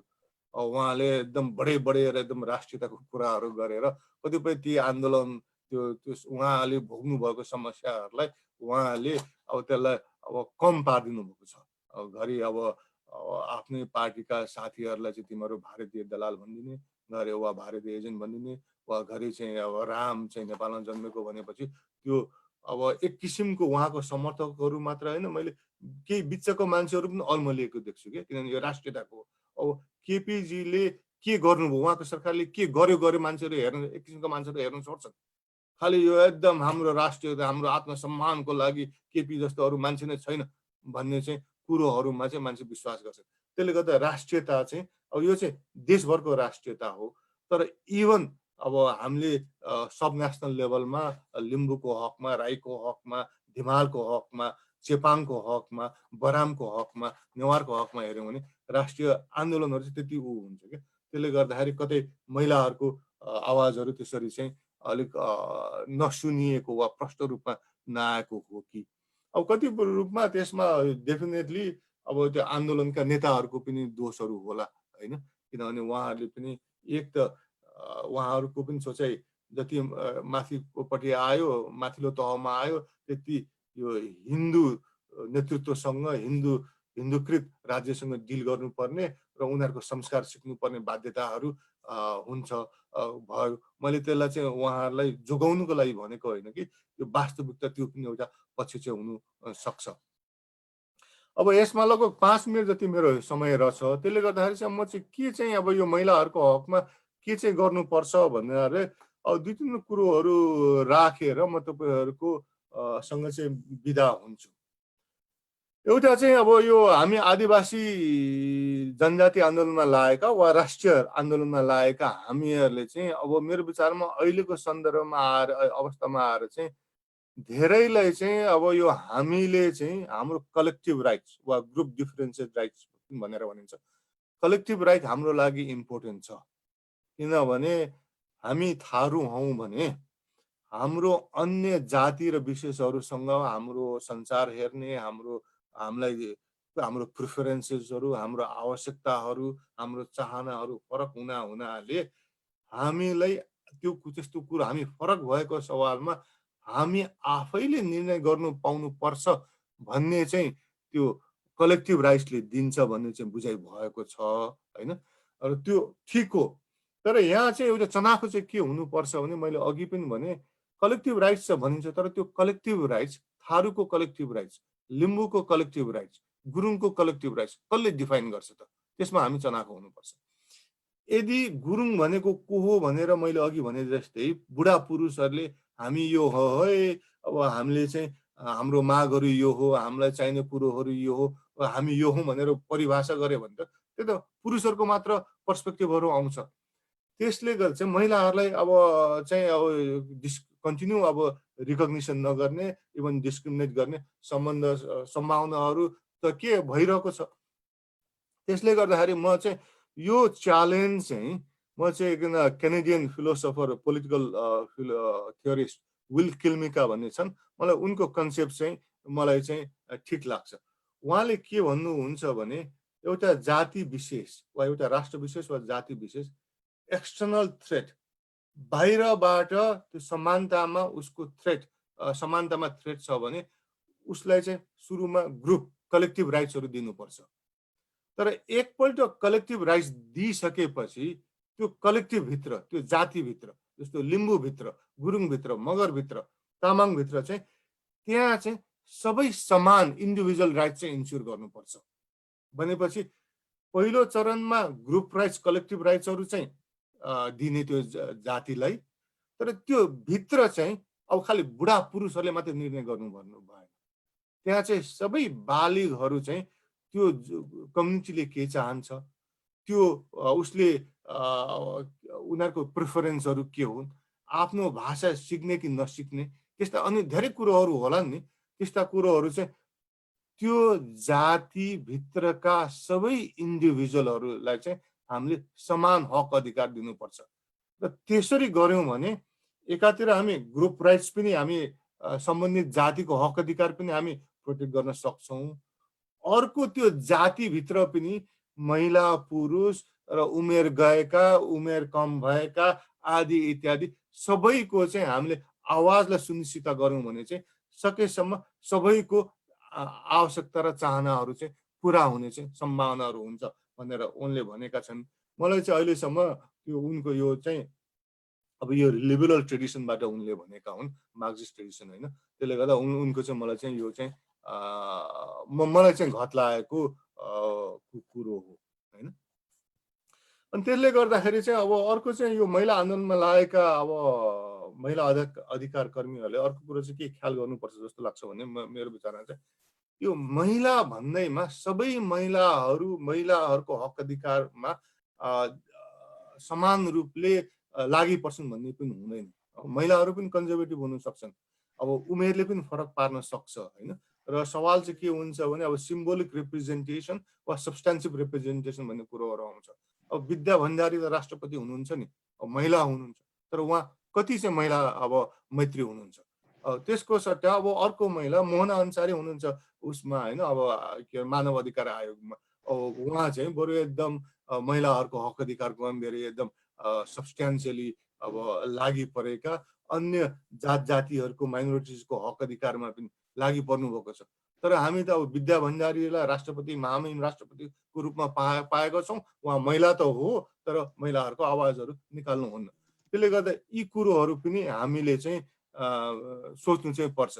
महिला भन्दैमा सबै महिला चाहिँ महिला अधिकार प्रेमी, जस्तो अब सासू बुहारीकै सम्बन्ध होइन। अब कतिपय अब अवस्थामा बुहारीलाई पेल्ने त अब सासूहरू नै देखिन्छ। यो अब बढी मात्रामा हिन्दूहरूमा होला, तर इभन आदिवासी जनजाति समुदायमा पनि हिन्दूहरूको देखासिकी गरेर वा आफ्नो पहिलादेखिकै कारणले गर्दाखेरि पनि त्यस किसिमको हामीहरू देख्छौँ।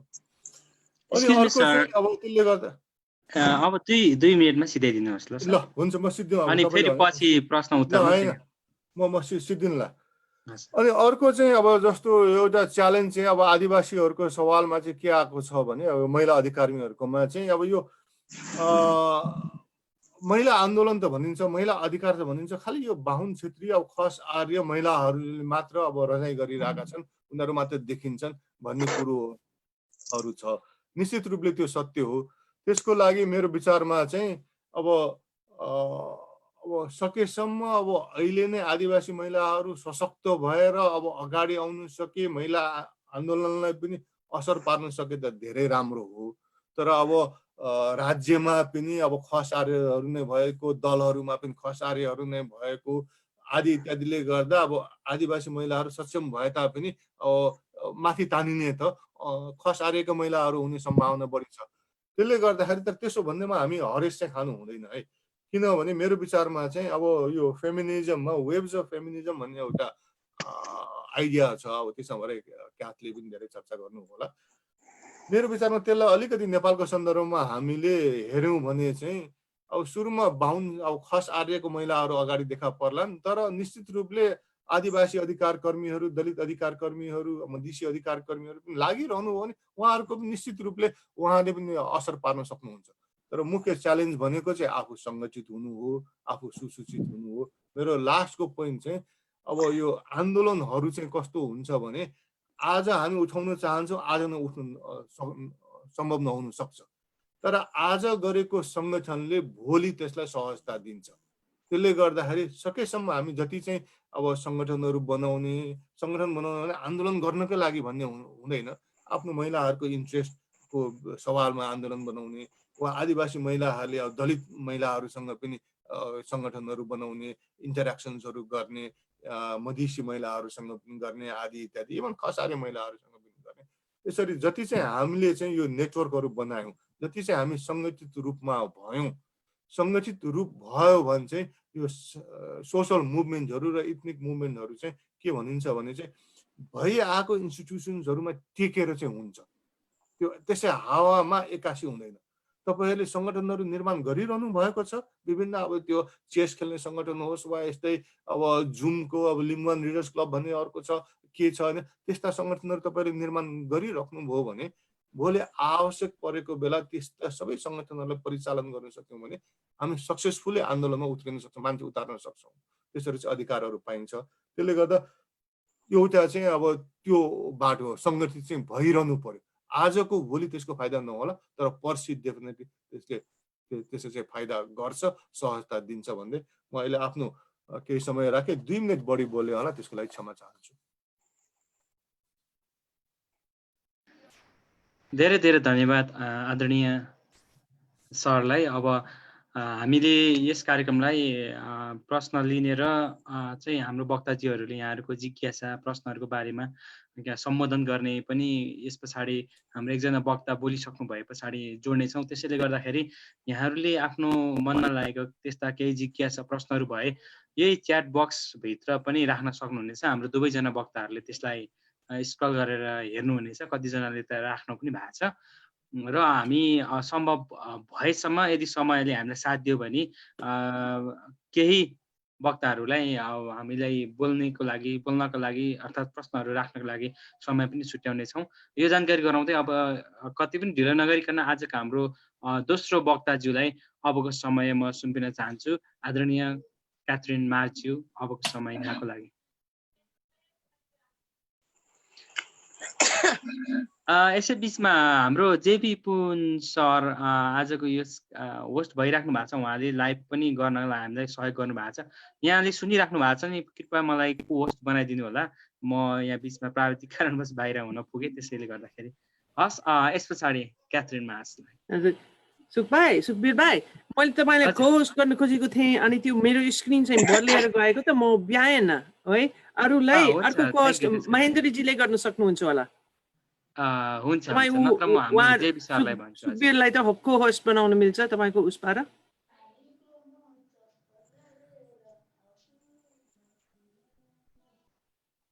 हुन्छ, यहाँले आफ्नो कुरा अगाडि राख्दै गर्नु होला। तपाईँको लागि पनि 25 देखि 30 मिनट नै समय छ। अझ छिटो सकाइदिनु भयो भने आज हाम्रो अलिकति समय ढिलो सुरु भएको हुनाले मैले तपाईँको भाइको मेसेज पाउँदै मैले कोसिस गरेको थिएँ।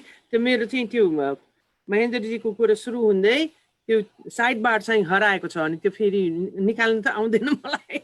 ए हस्, हुन्छ है, महेन्द्रजीले गर्न सक्नुहुन्छ होला। ल, जेसुकै होस्, सबैजनालाई दाजु भाइ दिदी बहिनी, आखिरमा अहिले तपाईँहरूको मध्येमा त भाइ बहिनी मात्रै होला। मेरो त उमेर गएर रिटायर भइसक्यो मान्छे भयो। तिमीहरूले त मलाई सबै यस्तो गर्व गर्नु भएको छ बोलाउनेमा। अनि म सबैजनालाई नमस्कार, फ्याफुलजी, सेवारो, च्याचलो तासिडेलले ज्वा जलाप सब भन्न चाहन्छु। यस्तो टक प्रोग्राम यस्तो छलफल गर्न पाएँ मलाई त धेरै खुसी लागिराखेको छ। सबभन्दा गोविन्दजी, सुखबीरजी, जगत जी अनि नेफनको सबै नेताहरू जुन मध्येमा मलाई त एकदम खुसी छ। हाम्रो पुरानो विद्यार्थी डाक्टर ओम गुरुङ पनि हुनुहुन्छ। कैलाश बहिनीको त्यो परीक्षाको लागि त धेरै धन्यवाद। अनि सबैलाई तपाईँहरूको त्यसको नेफिनको काममा अनि नेपालको जनजातिको अधिकार अनि मौकाहरू बढाउनको लागि त धेरै धेरै ठुलो ठुलो धन्यवाद भन्न चाहन्छु। हाम्रो विद्यार्थीहरू मध्येमा मुक्त सिंह लामा, बिना प्रधान, लाजिमा ओन्टा, दम्बर छिमचोङ, फलिन लिम्बू यिनीहरू सबै चाहिँ त्यो उकानको शक्ति हो भन्ने त्यो जुन उकान चाहिँ गुरु ता गुर चेला पो चिनी भन्नुपर्ने छ। अनि तपाईँहरू सबै भन्दा म भन्दा अहिलेको विषय म भन्दा धेरै थाहा हुन्छ। मेरो विषय चाहिँ अब महेन्द्रजीले भन्नुभएको छ मेरो विषय क्षेत्र पनि होइन जस्तो छ। किनकि अब मैले त्यो राजनीतिकमा केटी पो हेरिन्न, म त गाउँमा बस्ने केटी हुँ।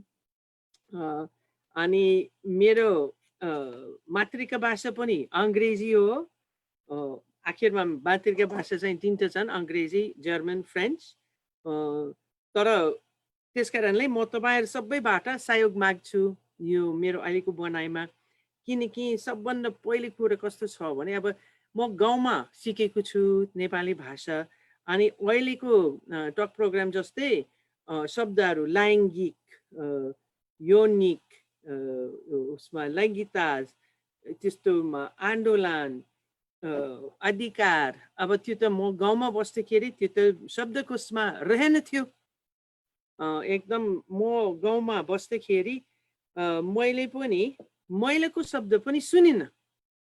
त्यतिखेर आमा, दिदी, बहिनी, छोरी, बुहारी, बजे, नातिनी त्यस्तो त महिला भनेको त्यतिखेरको म अनुसन्धान गर्दै सुरुमा म सबभन्दा पहिले म नेपालमा 30 सालमा आएको छु। अनि तामाङ पहिले चाहिँ उमा 32 सालमा शेर्पा गाउँमा सोलुखुम्बुमा बस्थेँ। त्यतिखेर चाहिँ उसमा पूर्व 3 नम्बर भन्थे मान्छेहरूलाई। अनि त्यसपछि बसाइ सारेर पूर्व 1 नम्बर जुन अहिले धादिङ, रसुवा, नुवाकोटको उसमा बसाइ सारेर गएको छु। अनि त्यतिखेरको महिला भनेको शब्द चाहिँ खाली अब शौचालयको माथि, अनि शौचालयको शब्दै पनि थिएन है। अब त्यस्तो कुराहरू पनि, त्यस्तो शब्दहरू पनि एकदम फ्यान्सी मोडर्नको ठाउँमा मात्रै भेट्यो। त्यस्तो उसमा विमानस्थलमा अथवा ठुलो ठुलो होटेलमा मात्रै महिला, नारी त्यस्तो शब्दहरू पनि ती क्षेत्रबाट मात्र ती क्षेत्रमा सुनिन्थ्यो।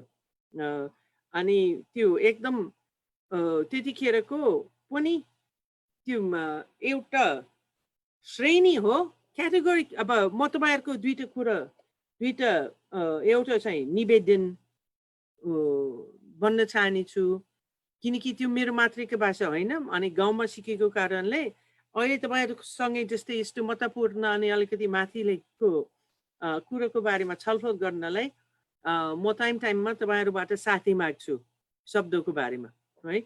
किनकि त्यो प्रथम कुरा हामीले चाहिँ च्यालेन्ज गर्नुपर्छ भने त्यो महिला शब्द भनेको महिला है। त्यो महिलाको श्रेणी क्याटेगोरी के हो है? What does it mean to be a woman? महिला हुने के मतलब, के कारण हो? अब त्यस्तोहरूमा मेरो बसेको अब मैले त्यो तपाईँहरूको लागि पनि त्यो पुरानो एउटा फोटो जुन चाहिँ म यहाँ दिएको भन्छु जुन फोटो एकजना तामाङ महिला, त्यतिखेरको तामाङ महिला एउटा तामाङको लुगा त्यो श्यामा भनेको बुन्दै थिइन्। अब उसको दृष्टिबाट म हेर्न कोसिस गरेको छु। अब माइलो हुन्ने के हो, तामाङ माइलो हुन्ने के हो, तामाङ हुन्ने के हो है। अब त्यतिखेरको त्यस्तो एउटा क्याटेगोरीमा भनेर शब्द त्यति थिएन। अब यदि तामाङ भाषामा महिला भन्न खोजेको छ भने नुवाकोट टाडिङतिर तामाङ भाषामा आमामा आमाहरू भन्थे। माथि अलिकति रसोतिर यिनीहरू चाहिँ अलिकति फरक भन्थे। तर आमामा अब त्यो त महिला होइन, त्यो त आमाहरू। अब महिला बनेको मात्रै सबै महिला चाहिँ आमा होइन, कुनै कुनै छोरी पनि हुन्छन्, कुनै कुनै नातिनी पनि हुन्छन्, कुनै कुनै श्रीमती पनि हुन्छन् है। त्यसकारण त्यो त्यतिखेरको त्यस्तो आइडिया पनि उठेको थिएन। महिलाहरूको आफ्नै चाहिँ एउटै दृष्टिबाट एउटै श्रेणी हुने, एउटै अधिकार हुने, झन् त्यसबाट एउटा ग्रुप बनाएर कोलेक्टिभिटी चाहिँ महेन्द्रजीले भनेको जस्तै महिलाहरूको कोलेक्टिभिटी कुनमा के जगमा बनाएको छ है। त्यतिखेरको what did it mean to be a Tamang woman. अब त्यतिखेर त्यस्तो तामाङ भाषामा त्यस्तो सोध्न मन लागेको छ भने त्यो तामाङ स्या भन्थे। स्याको अर्थ चाहिँ स्वास्नी हो है। अनि म पनि त्यसमा पनि सोचेको छु त्यतिखेरको नेपाली भाषा मैले महिला चाहिँ त्यति सुनिन्न, त्यो शौचालयको साइनबोर्डको कन्टेक्स्ट बाहेक मैले बढी के सुनेको छु, स्वास्नी मान्छे, छोरी मान्छे है। अब त्यस्तो अब ती शब्दबाट त्यसको कलेक्टिभिटीको जग के हो, आफ्नै चाहिँ पहिचान कि स्वास्नीको थ्रुबाट। अनि स्वास्नी मान्छेको इन्ट्रेस्टहरू, च्यालेन्जेसहरू, डिफिकल्टिजहरू, समस्याहरू के थियो भने स्वास्नी मान्छेको कलेक्टिभिटी भयो। आमामा तामाङ भाषामा आमामा भनेर आमा हुन्नलाई कसरी त्यसको एकता बनाएको छ भन्न खोजेको है। अनि तामाङ स्या हुन्नलाई त्यसको अर्थ के हो सबैले भन्थे, सबैले खोज्थे। अब तामाङ स्या हुन्नलाई, तामाङ स्वास्नी हुन्नलाई त्यो एउटा तामाङ थर मा जन्मेको हो। एउटा तामाङ स्या हुन्नलाई आफ्नै थर चाहिँ तामाङको थर हुनुपर्ने थियो। अनि थरमा जन्मेको केटी मान्छे तिनीहरूको कलेक्टिभिटिज दुइटै थिए। एउटा चाहिँ बुसिङको रूपबाट, भनेको दाजुभाइको शब्द हो, जुन दाजुभाइले भन्थे पनि आफ्नै चेलीबेटी है भन्दा बुसिङ भनेको चेलीबेटी हो। अनि सबै तामाङ स्या चाहिँ कसैको चेलीबेटी भएर आफ्नै थरको पहिचान भइरहन्थ्यो। अर्को पनि अननिन्छिन। अननिन्छिनको अर्थ चाहिँ त्यस्तो शब्द नेपालीमा छैन है। सब छोरी मान्छे जुन एउटै थरमा जन्मेको छ भने यिनीहरू सबै एकजनालाई अर्कोजनालाई अननिन्छिन भन्थिन्। बुझ्नुभयो? अननिन्छिनको अर्थ त बुझ्नु, बुसिङको जस्तै हो तर केटी मान्छेको दृष्टिबाट, छोरी मान्छेको दृष्टिबाट। भने तामाङ छोरी मान्छेहरू जुन एउटा थरको सबै एउटै थरको भाइ भने आफूलाई अननिन्छिन भन्थे। अनि बुसिङ र अननिन्छिनको हक धेरै थियो। अब मान्छे चाहिँ मरेर गयो भने त्यो बत्ती बाल्न पर्ने थियो अननिन्छिनले। बुसिङले अब छोरा मान्छेको प्रतिम चाहिँ केस काट्दाखेरि तिनीहरूको पनि उसमा महत्त्वपूर्ण चाहिँ काम गर्नुपर्ने थियो। भन्दा तामाङ स्या हुनलाई, तामाङ चा, what did it mean to be a Tamang स्या? It means to be a busing in relation to your brothers in your clan, and to be an ananinchin in relation to your sisters in a clan. So, अर्को चाहिँ तामाङ भाषा बोल्ने, तामाङ स्या हुने कारण चाहिँ तामाङ भाषा बोल्ने, तामाङ परम्परा चाहिँ मान्ने, तामाङ लुगा र गहना लाउने जस्तै त रहेथ्यो।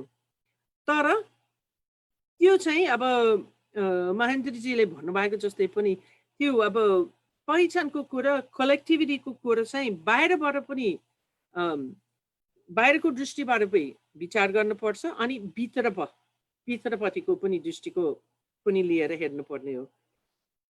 तामाङ स्या आफ्नै चाहिँ तामाङ जातिभित्र भने पनि तामाङ स्या चाहिँ आफ्नै बुसिङ या अन्यनिन्छिन हुने हो। आफ्नै ठहरको, आफ्नै भाषा बोल्ने, आफ्नै स्यामा बुनेर लाउने। तर बाहिरबाट हेर्दै त्यसको इज्जतको कुरा थिएन। कसैले बाहिरबाट तामाङ पनि भन्थेन त्यतिखेर, भोटे भन्थे। मैले धेरैचोटि एउटा सानो कथा पठाएको छु, तपाईँहरूले सुनिसक्नु भएको छ भने माफी पाऊँ।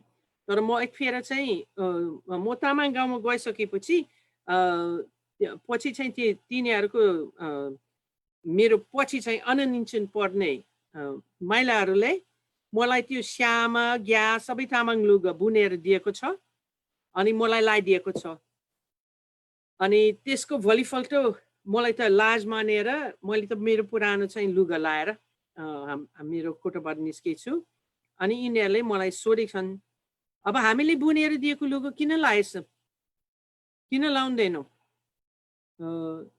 तिमी यहाँ हाम्रो परिचय, हाम्रो भाषा, हाम्रो बारेमा सिक्नुको लागि आएको हो भन्छौ, तर हामीले दिएको लुगा चाहिँ लाउँदैनौ भनेर। अनि त्यहाँदेखि मैले दिनका दिन चाहिँ ती लुगा लाएर हिँडेको छु। अनि म एक दिन त्यो ती गाउँको केटी साथीहरूसँग बजारतिर लाग्थेँ, त्रिशुलीतिर लाग्थेँ। त्रिशुली लाग्दा एउटा अब जब जस्तो त्यो पहाडबाट निस्किसकेपछि बेसीमा सब राम्रो केटाहरू बाहुङ गाउँको जग्गा पर्यो। अनि त्यहाँ एउटा ठुलो बाहुङ गाउँ छ, थुप्चे भनेको गाउँ। अनि थुप्चे पुग्दा त्यो केटबाट एकजना महिलाले हामी त्यतिखेर एउटा ग्रुप चाहिँ त्यस्तै 10-12 जनाको तामाङ, ती माथिको तामाङ गाउँको केटी साथीहरूसँगै अनि म हामी हेर्दै। अनि त्यहाँदेखि त्यो एकजना बाहुन केटी चाहिँ खेतमा काम गर्थे। अनि उसले कराएछ साथीहरू, ए हेर एकजना कुहिरै भोटे लुगा लाएर आएको रहेछ। अनि मैले त्यो सुनेर मलाई त एकदम मेरो मनमा छिटो दुख्यो, किनकि मेरो साथीहरूले दिएको लुगा। अनि फेरि पनि झन् मलाई त केही हुँदैन, तर तिनीहरूले हेपेको हो। जहाँ गयो भने त्यतिखेर तामाङहरू भनेर मान्छेले हेप्थे। अनि त्यसकारण मैले भनेको थिएँ यो चाहिँ भोटे लुगा होइन, यो तामाङ लुगा हो। अनि त्यहाँदेखि माथिको त्यो बाहुङ केटीले ए हेर त्यो कुहिरेले त हाम्रो भाषा बोल्दो रहेछ, हेर्न आऊ।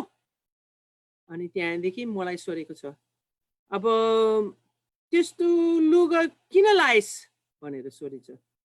अनि त्यहाँदेखि अब मेरो साथीले दिनुभएको कारणले लाएछु भनेर भने। त्यहाँदेखि त्यो बाहुन केटीले ए तिमीलाई सुहाउँछ त भनेर। अनि तर त्यस्तो टोपी, किनकि म तामाङ लुगा लाएको थिएँ, तर टोपी चाहिँ एउटा जिन क्लथको टोपी लाएर हिँडेको छु।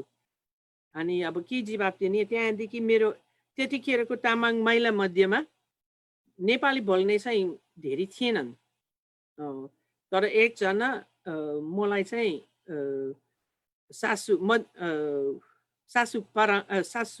माइला सासू पर्ने अनि पराङ पर्ने चाहिँ ऊ अलिअलि बोल्थ्यो।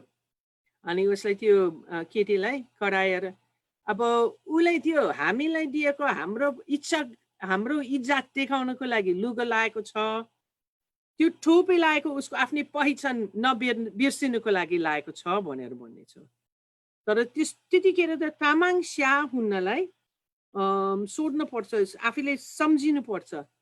आफ्नै चाहिँ आफ्नै समाजभित्र आफू चाहिँ तामाङ स्या मात्रै थिएन, कि आमा थियो, कि दिदी हो, कि बुसिङ हो, कि अन्यनिन्छिन हो, कि जुन त्यो तारको हो, कि अर्को तारको, कि मोक्तन हो, कि ढुङ हो, कि यस्तो के हुनु पर्यो। बाहिरबाट गयो भने बाहिर गएर बित्तिकै भोटिनी है भन्दा अब त्यसै अब त्यो मैले त्यो के भन्न खोजेको छु भने त्यो श्रेणी हुनेलाई, त्यो category, a united category, a single category त्यो वुमन वुमन भनेर बित्तिकै धेरै समस्या छन् अनि भित्रबाट हेर्दा त्यस्तो सबै एउटै चाहिँ डोकोमा हालेर बोक्न पाएन त्यो मैला भनेर त्यो सारा सुलेरीले उसको चाहिँ किताबमा जुन उसले लेखेको छ त्यो मिटलेस डेज ऊ पाकिस्तानको केटी हो अनि उसले भनेको छ म उसले इङ्ग्लिसमा लेखेको छ म इङ्ग्लिसमा भन्छु बिस्तारै उसले दिएको छ Pakistan was a place where the concept of woman was not an available part of the vocabulary.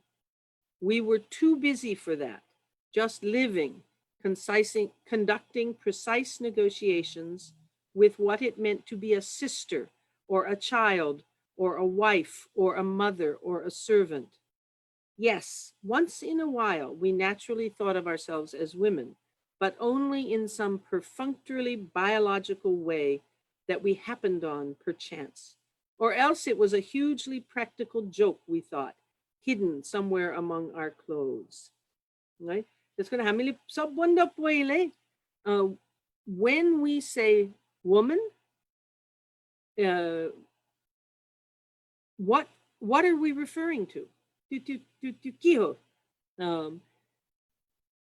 अब त्यो त्यतिखेरको मैले त मेरो अलिकति मेरो आइडियाज चाहिँ अलिकति त्यो प्रोग्रामको 4वटा शब्दबाट अर्गनाइज गरेको छु जुन चाहिँ पहिले चाहिँ जनजाति अनि त्यसपछि चाहिँ लैङ्गिकता अथवा महिलाहरू अथवा अनि त्यहाँदेखि अधिकार अनि त्यसपछि आन्दोलन है अब लैङ्गिकता जब जस्तो हामी चाहिँ तामाङ जनजाति मध्येमा लैङ्गिकताको कुरो उखाल्छौँ भने हामीले त सुरुदेखि ती दुईटै दृष्टि चाहिँ सोच्नै पर्छ भित्रपट्टिको कस्तो छ भित्रपट्टिको आफ्नै थरको आफ्नै दाजुभाइको आफ्नै चाहिँ बाजियारूको तामाङ हुने तामाङ स्या हुने तामाङ मैल हुनेको अर्थ के हो त्यो एउटा प्रश्न हो अनि अर्को प्रश्न चाहिँ बाहिर त्यो नेपाली समाज त्यो अब महेन्द्रजीले अन्यको दृष्टिबाट तामाङ स्या हुने अनि तामाङ हुनेको के हो अब त्यतिखेरको उसमा थियरीहरूमा महिला अधिकारको कुरो उठेको थिएन त्यतिखेर महिला विकासको कुरो थियो अनि त्यो महिला विकास चाहिँ त्यो उसमा खस आर्यको महिलाको अंशमा परेको छ अनि त्यो मैलो हुने के हो मैलोको समस्या के हो त्यो विकास गर्नको लागि के गर्न पर्छ त्यसको एजेन्डा कम्प्लिटली अन्यको दृष्टिबाट बनाएको छ अनि त्यो बाहुन छेत्रीको सबभन्दा ठुलो समस्याहरू चाहिँ उसबाट विवाह अंश अनि यो शब्द पनि त्यतिखेर थिएन त्यसकारण मैले जहिले पनि खोज्नु पर्छ के छ भन्ने प्रतिसत्ता जुनमा हेर्नुहोस् न त्यो लेख्ने हिसाबले त्यो त अर्को भन्दैन त्यो भन्दै अब त्यो बाहुन छेत्रीको त्यो अन्यको महिलाहरूको जीवनको समस्याबाट यिनीहरूले आइडिया अफ नेपालीज वुमन बनाएर आफ्नै चाहिँ दृष्टिबाट बनाएको छन् अनि त्यहाँदेखि त्यो यिनीहरूले त्यो महिला विकासको योजना बनाउँदै त्यो एकदम यिनीहरूको मनमा सबभन्दा मुख्य चाहिँ स्टेरियोटाइप बुहारीको है अनि त्यो अन्यको दृष्टिबाट बाहुन छेत्रीको खस आर्यको दृष्टिबाट त्यो बुहारीको समस्याहरू पनि फिल्ममा पनि कतिवटा फिल्ममा पनि देखेको छ बुहारी श्रीकृष्ण श्रेष्ठको बुहारी यति कतिको बुहारीको फिल्मबाट बुहारीको समस्या चाहिँ नेपालीज वुमेन्स प्रब्लम्स भनेर स्टेरियोटाइप बनाएछन् है म तपाईँहरूलाई चाहिँ यो एक फेर चाहिँ हाम्रो बसेको तामाङ गाउँमा एउटा टिम आएको छ। अहिले त मेरो याद छैन अनि समय पुगेन थियो खोज्नलाई, तर मेरो विचारमा त्यो UNDP को टिम होला, श्याम थापाले चलाएको हो त्यति म चाहिँ सम्झिन्छु। अनि यिनीहरूलाई चाहिँ बुहारीको फिल्म चाहिँ गाउँतिर चाहिँ खिचेर कति दुःख छ देखाउनको लागि आएको छन्। यिनीहरूको लजिक के थियो भने हाम्रो बुहारीको यति दुःखी जीवन छ भने झन् तामाङ दुःखी जातिको बुहारीको झन् दुःख हुन पर्छ भनेर फिल्म बनाउन आएको छन्। अनि काठमाडौँबाट त्यो बुहारीको रोल खेल्नलाई एकजना नेपाली एक्ट्रेस लिएर आएको छन्, बाहुन केटी। अरू सबै रोलहरू गाउँको मान्छेले त खेलेको छन्, सासू ससुरा लोग्नी सबै उसले खेलेको छन्। अनि त्यो फिल्म चाहिँ त्यो डक्यु ड्रामा चाहिँ देखाउनु पर्ने थियो, त्यो बुहारीको दुःख कस्तो छ, कति धेरै काम गर्न पर्छ, सबभन्दा पहिले बिहान उठ्नु पर्छ, सबभन्दा धेरै बारी बोक्नु पर्छ, अनि सबभन्दा चाँडै चाहिँ बचनी मात्रै होइन छोरा पाउनु पर्छ भनेर गरेको छ। अनि ती हाम्रो बसेको तामाङ गाउँमा मणिगाङमा त्यो हाम्रो सबभन्दा धेरै पहिलेदेखि साथी पनि हो, को रिसर्चर को अथर चाहिँ सूर्यमान तामाङ ससुराको रूपमा राखेछ। अनि उसलाई चाहिँ त्यो बुहारीलाई पिट्न लगाएको, गाली गर्न लगाएको, धेरै काम लगाउन लगाएको हो। अनि अब सूर्यमानजीले त्यो बुझेन, त्यो किन यस्तो बुहारीलाई कसले यस्तो गर्छ, कसलाई यति धेरै दुःख दिन्छ, बुहारी चाहिँ माया रूपले राख्नुपर्छ भनेर। अनि उसलाई त्यो फिल्मवालाहरूसँग कुरा गर्न एकदम कोसिस गरेको छ। तर त्यो दुईटा चलन, दुईटा परम्परा, दुईटा कल्चर भएको त्यो फिल्म मेकर्सहरूले बुझेन। तामाङ दृष्टिबाट बुहारी चाहिँ छङ भनेर एउटै एकदमै फरक छ, किनभने छङ भनेर त्यो बुहारी त बुहारी हो। तर किनकि अब त्यो तामाङ गाउँमा मामुको छोराछोरी र अथवा फुपूको छोराछोरीसँग बिहे चल्छ। अनि त्यसकारण चाहिँ त्यो बुहारी आफ्नै मामा या फुपूको घरमा पुगेर बुहारी हुने हो।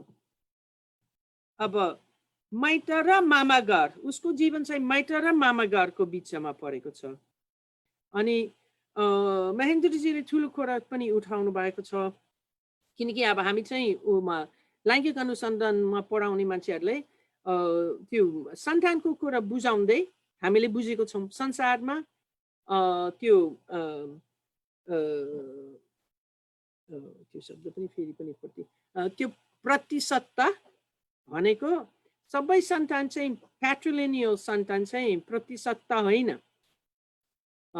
सन्तान चाहिँ बापटीमा लाग्दा पनि त्यो महत्त्वपूर्ण सोध्न पर्ने प्रश्न के हो, जीवन बढेको छोरी मान्छेको आफ्नै सन्तान, आफ्नै जन्मेको सन्तानसँग कति सम्बन्ध गइरहन्छ। जीवन बढी गइरहन्छ भने कुनै समाजमा जीवन बढी गइरहन्छन्, तामाङ समाजमा जीवन बढी गइरहन्छ। बिहे गरेपछि तार बदलिँदैन, नाम पनि बदलिँदैन, जीवन बढी पूजा गर्नुपर्ने हो, आफ्नै चाहिँ माइतीमा गएर पूजा गर्न पनि पर्ने हो। अब अन्यकोमा बिहे गरेर बित्तिकै त्यो ती सन्तानमा लगेर लान्छ, ती देउटा मान्नु पर्छ है। अब भन्दा अब सन्तान भनेर त्यो लोग्नेपट्टिको भए तापनि यदि त्यो केटी मान्छे छोरी मान्छेको हक गइरहन्छ आफ्नै कोही अब महेन्द्रजीले भनेको एउटा शब्द मैले सुनेको थिएन, नातावाद। नातावादको अर्थ के हो सर? यो अफ पाइछ नेपोटिजम। नेपोटिजम त्यो मलाई चाहिँदैन। I'm looking for birthright. जन्मसिद्ध अधिकार। Oh, that's got too much Sanskrit.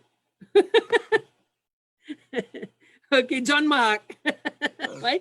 अब त्यस्तो अब तामाङको उखान छ, दाजु बहिनी चाहिँ त्यो एउटा घर बनाउनलाई त्यो घर बनाउने पुरानो घर बनाउने दुईटा घरको सबभन्दा ठाम नेपालीमा ठाम भन्छ हो त्यो घरको टेवा गर्नलाई हजुर हजुर सबभन्दा ठुलो काठहरू त्यो घरको हजुर, दुईटा ठाम त्यो घरको दुईटा ठाम जस्तै दाजु बहिनी चाहिँ बस्नु पर्छ भन्छ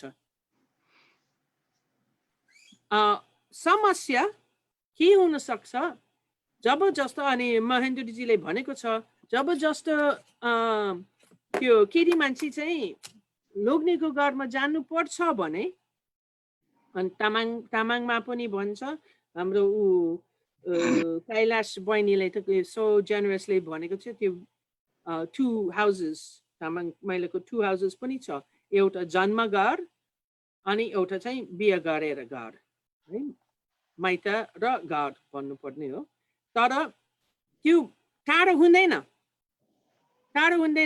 त्यतिखेरको तामाङ केटीहरू त यिनीहरूको एक दिनमा घरबाट माइती गएर घर फर्किँदा एकै दिनमा त्यति यात्रा गर्न सकिन बिहे गर्न माने थिएनन् they would refuse to marry far away अनि तिनीहरूको जीवनभरि चाहिँ आफ्नै माइतमा मतलब भइराखेको छ त्यहाँको पूजा गर्नुपर्ने थियो त्यहाँको अंश पाउने थियो अंश अब जो म पछि जोको कुरा गर्छु पेवाको कुरा गर्छु है तर त्यो अन्यको बुहारीको दुःख जस्तै भेट्ने थिएन यिनीहरूको बिहे गरेको घरमा मामा फुफू त्यो यिनीहरू त्यो आफ्नै नाटकको आफ्नै माया गर्ने नाटकको घरमा बिहेमा पनि पुग्थेन अनि टाढा गएनन् है भन्दै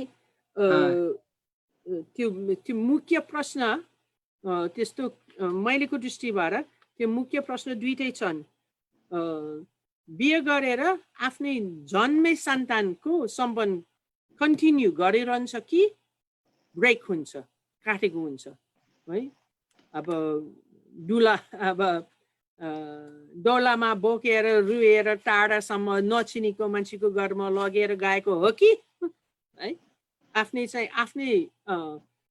चाहिँ नाटाभित्र नजिकको मान्छे चाहिँ बिहे गरेको हो कि अनि त्यहाँदेखि फिजिकली सोसियली कतिको टाढा बिहे गर्छ अनि फिजिकली कतिको टाढा बिहे गर्छ अब त्यो अनि यस्तो त तर अनि मैले पनि त्यसको लामो गरेको छु त्यो अन्य त्यो खास आर्य र तामाङको महिलाहरू सम्बन्धीमा चलन कतिको फरक छ अनि महेन्द्रजीले पनि भनेको छ त्यो तामाङमा त्यो लैङ्गिक दृष्टिबाट महिला र पुरुष आमाहरू र बाहरूको मध्यमा दाजुभाइ दिदी बहिनीहरूको मध्यमा बढी चाहिँ समानता र समानता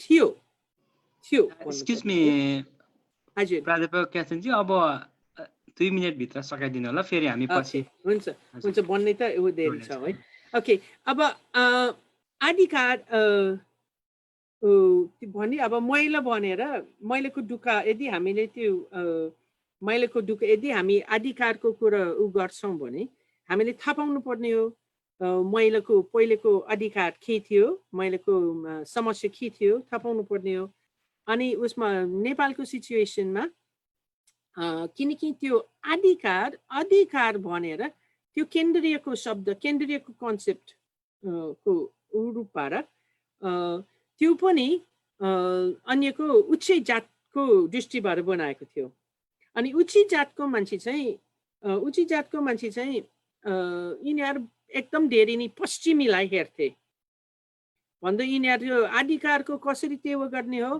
कानुनले संविधानले है स्थानीयको दृष्टिले महिलाको यसमा कसरी टेवा गर्ने हो त्यो दाजुभाइ दिदी बहिनीको सम्बन्धबाट स्थानीयको सोसाइटीबाट अनि राष्ट्रिय दृष्टिबाट त्यो उहिलेको तामाङहरूको महिलाहरूको अधिकार किनकि नेपाली कानुन हिन्दू दृष्टिबाट बनाएको थियो, तपाईँले थाहा छ, त्यो मैले भन्नु पर्दैन। तर त्यसको अन्तर्गत तामाङ महिलाहरूको यिनीहरूको उहिलेको अधिकार चाहिँ गठेर गएको छ। म दुईटै इक्जाम्पल मात्रै दिन्छु। त्यो सबभन्दा चाहिँ तिनीहरूको जग्गामा अब जो पेवा तामाङ भाषामा जो भन्छ, अनि त्यो पनि महेन्द्रजीले भनेको छ। त्यो मलाई थाहै थिएन, लिम्बूमा कतिको पेवाको चलन थियो मलाई थाहै थिएन, तर तामाङमा जो चाहिँ महत्त्वपूर्ण कुरो हो। मैले त्यो सर्वे गर्दा त्यो धेरै जस्तो त्यो यदि मार्केट भ्याल्युबाट हिसाब गरियो भने त्यो महिलाहरूको धन सम्पत्ति र पुरुषहरूको धन सम्पत्ति बराबर थियो, फरक किसिमको थियो। अनि त्यो सबभन्दा धनी जग्गा भएको घरमा त्यो भएन, तर साधारण घरमा बराबर थियो, किनकि त्यतिखेर तामाङ महिलाले पाउँथ्यो जो। अनि जोमा मैले पनि त्यो जोको अलिकति यदि यहाँ तपाईँहरू मध्येमा कुनै यङ मान्छे अर्को अनुसन्धान गर्न चाहिने हो भने अलिकति जग्गाको इतिहास चाहिँ खोज्नु पर्यो, किन मैले त्यस्तो गर्दैमा मैले त केसहरू चाहिँ भेटेको छु जुन केसमा उहिले चाहिँ महिलाहरू जोमा जग्गा पनि पाउँथिन्।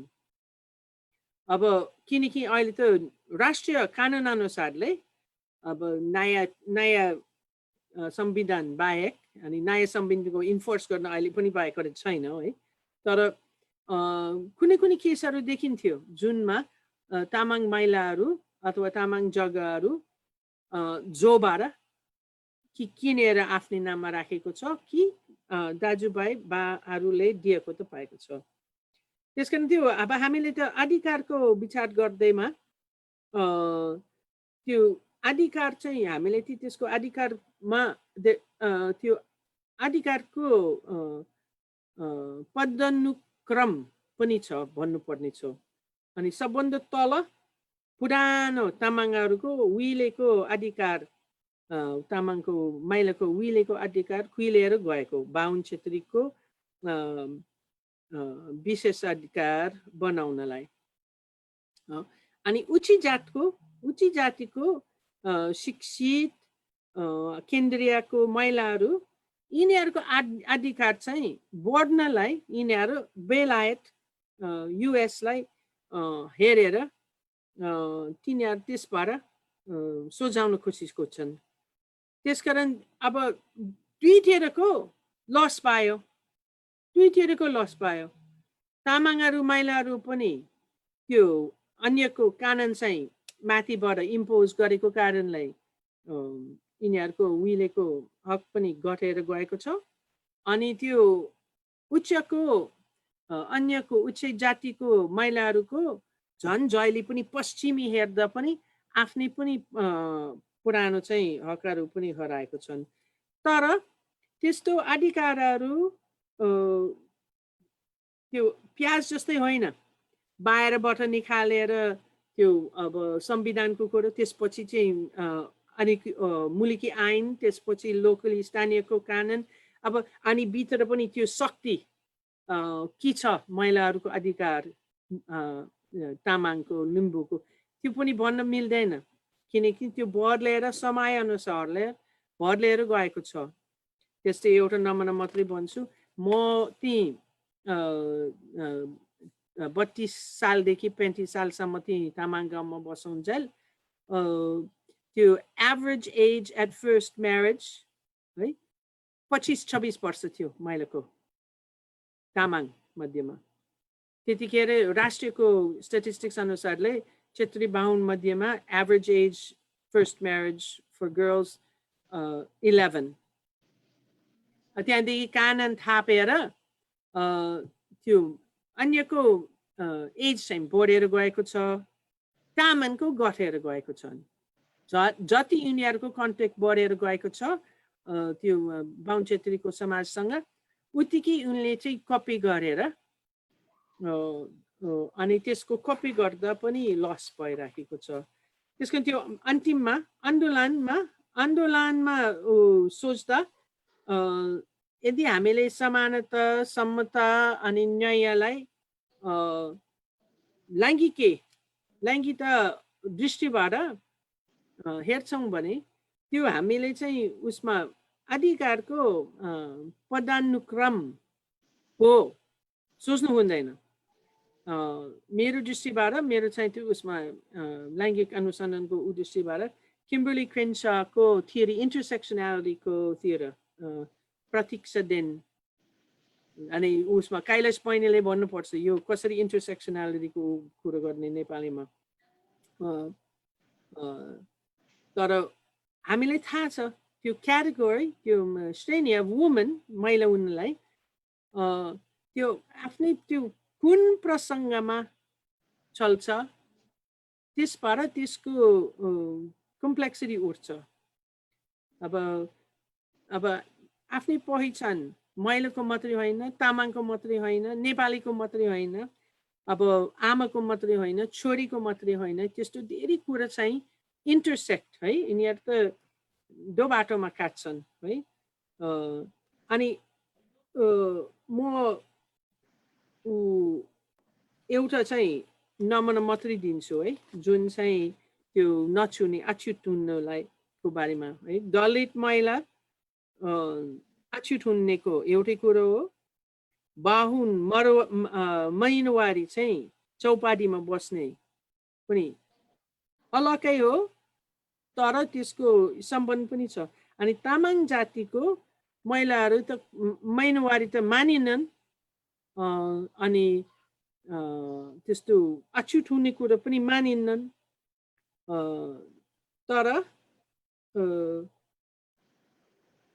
यिनीहरूको मसिनी जातको भएको कारणले तिनीहरूलाई पनि लैङ्गिक दृष्टिबाट त्यो जाति तामाङ जाति महिलाको कारण हुनु कारणले दुईटा दृष्टिबाट दलेको थियो सरकारले। एउटा चाहिँ रकम गर्नुपर्ने जुन बारी बोक्ने बुलाकी हुने खानीमा काम गर्ने तर त्यसको सट्टामा पनि यिनीहरू राणा र शाहको दरबारमा काम गर्न परेको छ तिनीहरूलाई।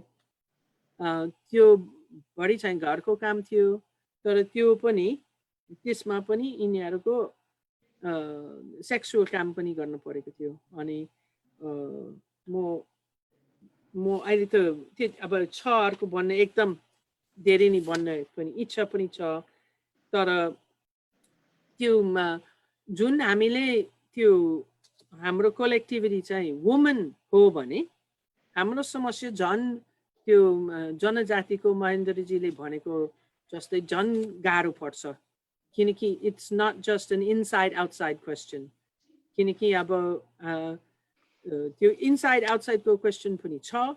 बाहिरबाट तामाङ महिलाहरू चाहिँ हेपेको थिइन्, यिनीहरू पनि एक्सप्लोइटेड गरेको छिन्, यिनीहरू पनि यिनीहरूको अधिकार यिनीहरूको हकहरू पनि घटेर गएको छन्। तर पनि अहिले यिनीहरूको किनकि चाहिँ लैङ्गिक कुरामा चाहिँ आफ्नै शरीरको आफ्नै इज्जतको आफ्नै चाहिँ उद्देश्यहरूको कारणले यदि हामीले आन्दोलन गर्ने हो भने त्यसको चाहिँ स्ट्राटेजी चाहिँ अलिक फरक हुनुपर्छ। किनकि कुन जगबाट कलेक्टिभिटी भन्ने कुन जगबाट विभिन्नता अनि कुन जगबाट समावेशीकरण भन्ने हो त्यो त महिलाको दृष्टिबाट त्यो कुराहरू चाहिँ अलिक फरक देखिन्छ। Okay thank you very much है। तपाईँले सबै चाहिँ मैले धेरै समय लिएँ, मैले पनि एकदम माफी पाऊँ। म मेरो माफीको अनुरोध सबैजनालाई गर्छु। मेरो भाषा चाहिँ त्यस्तो कुरा चाहिँ पुरै नेपालीमा गर्न पुग्दैन। मैले गल्ती बनेको छु भने बुझ्ने हिसाबले बोलेको छु भने माफी पाऊँ। धन्यवाद। धेरैभन्दा धेरै धन्यवाद प्रोफेसर क्याथरिनज्यूलाई। यहाँले हाम्रो नेपाली भाषामै एकदमै बुझ्ने तरिकाले आफ्नो स्टडीको फाइन्डिङ्सहरू विशेष गरेर तामाङ महिला चाहिँ समुदायको बारेमा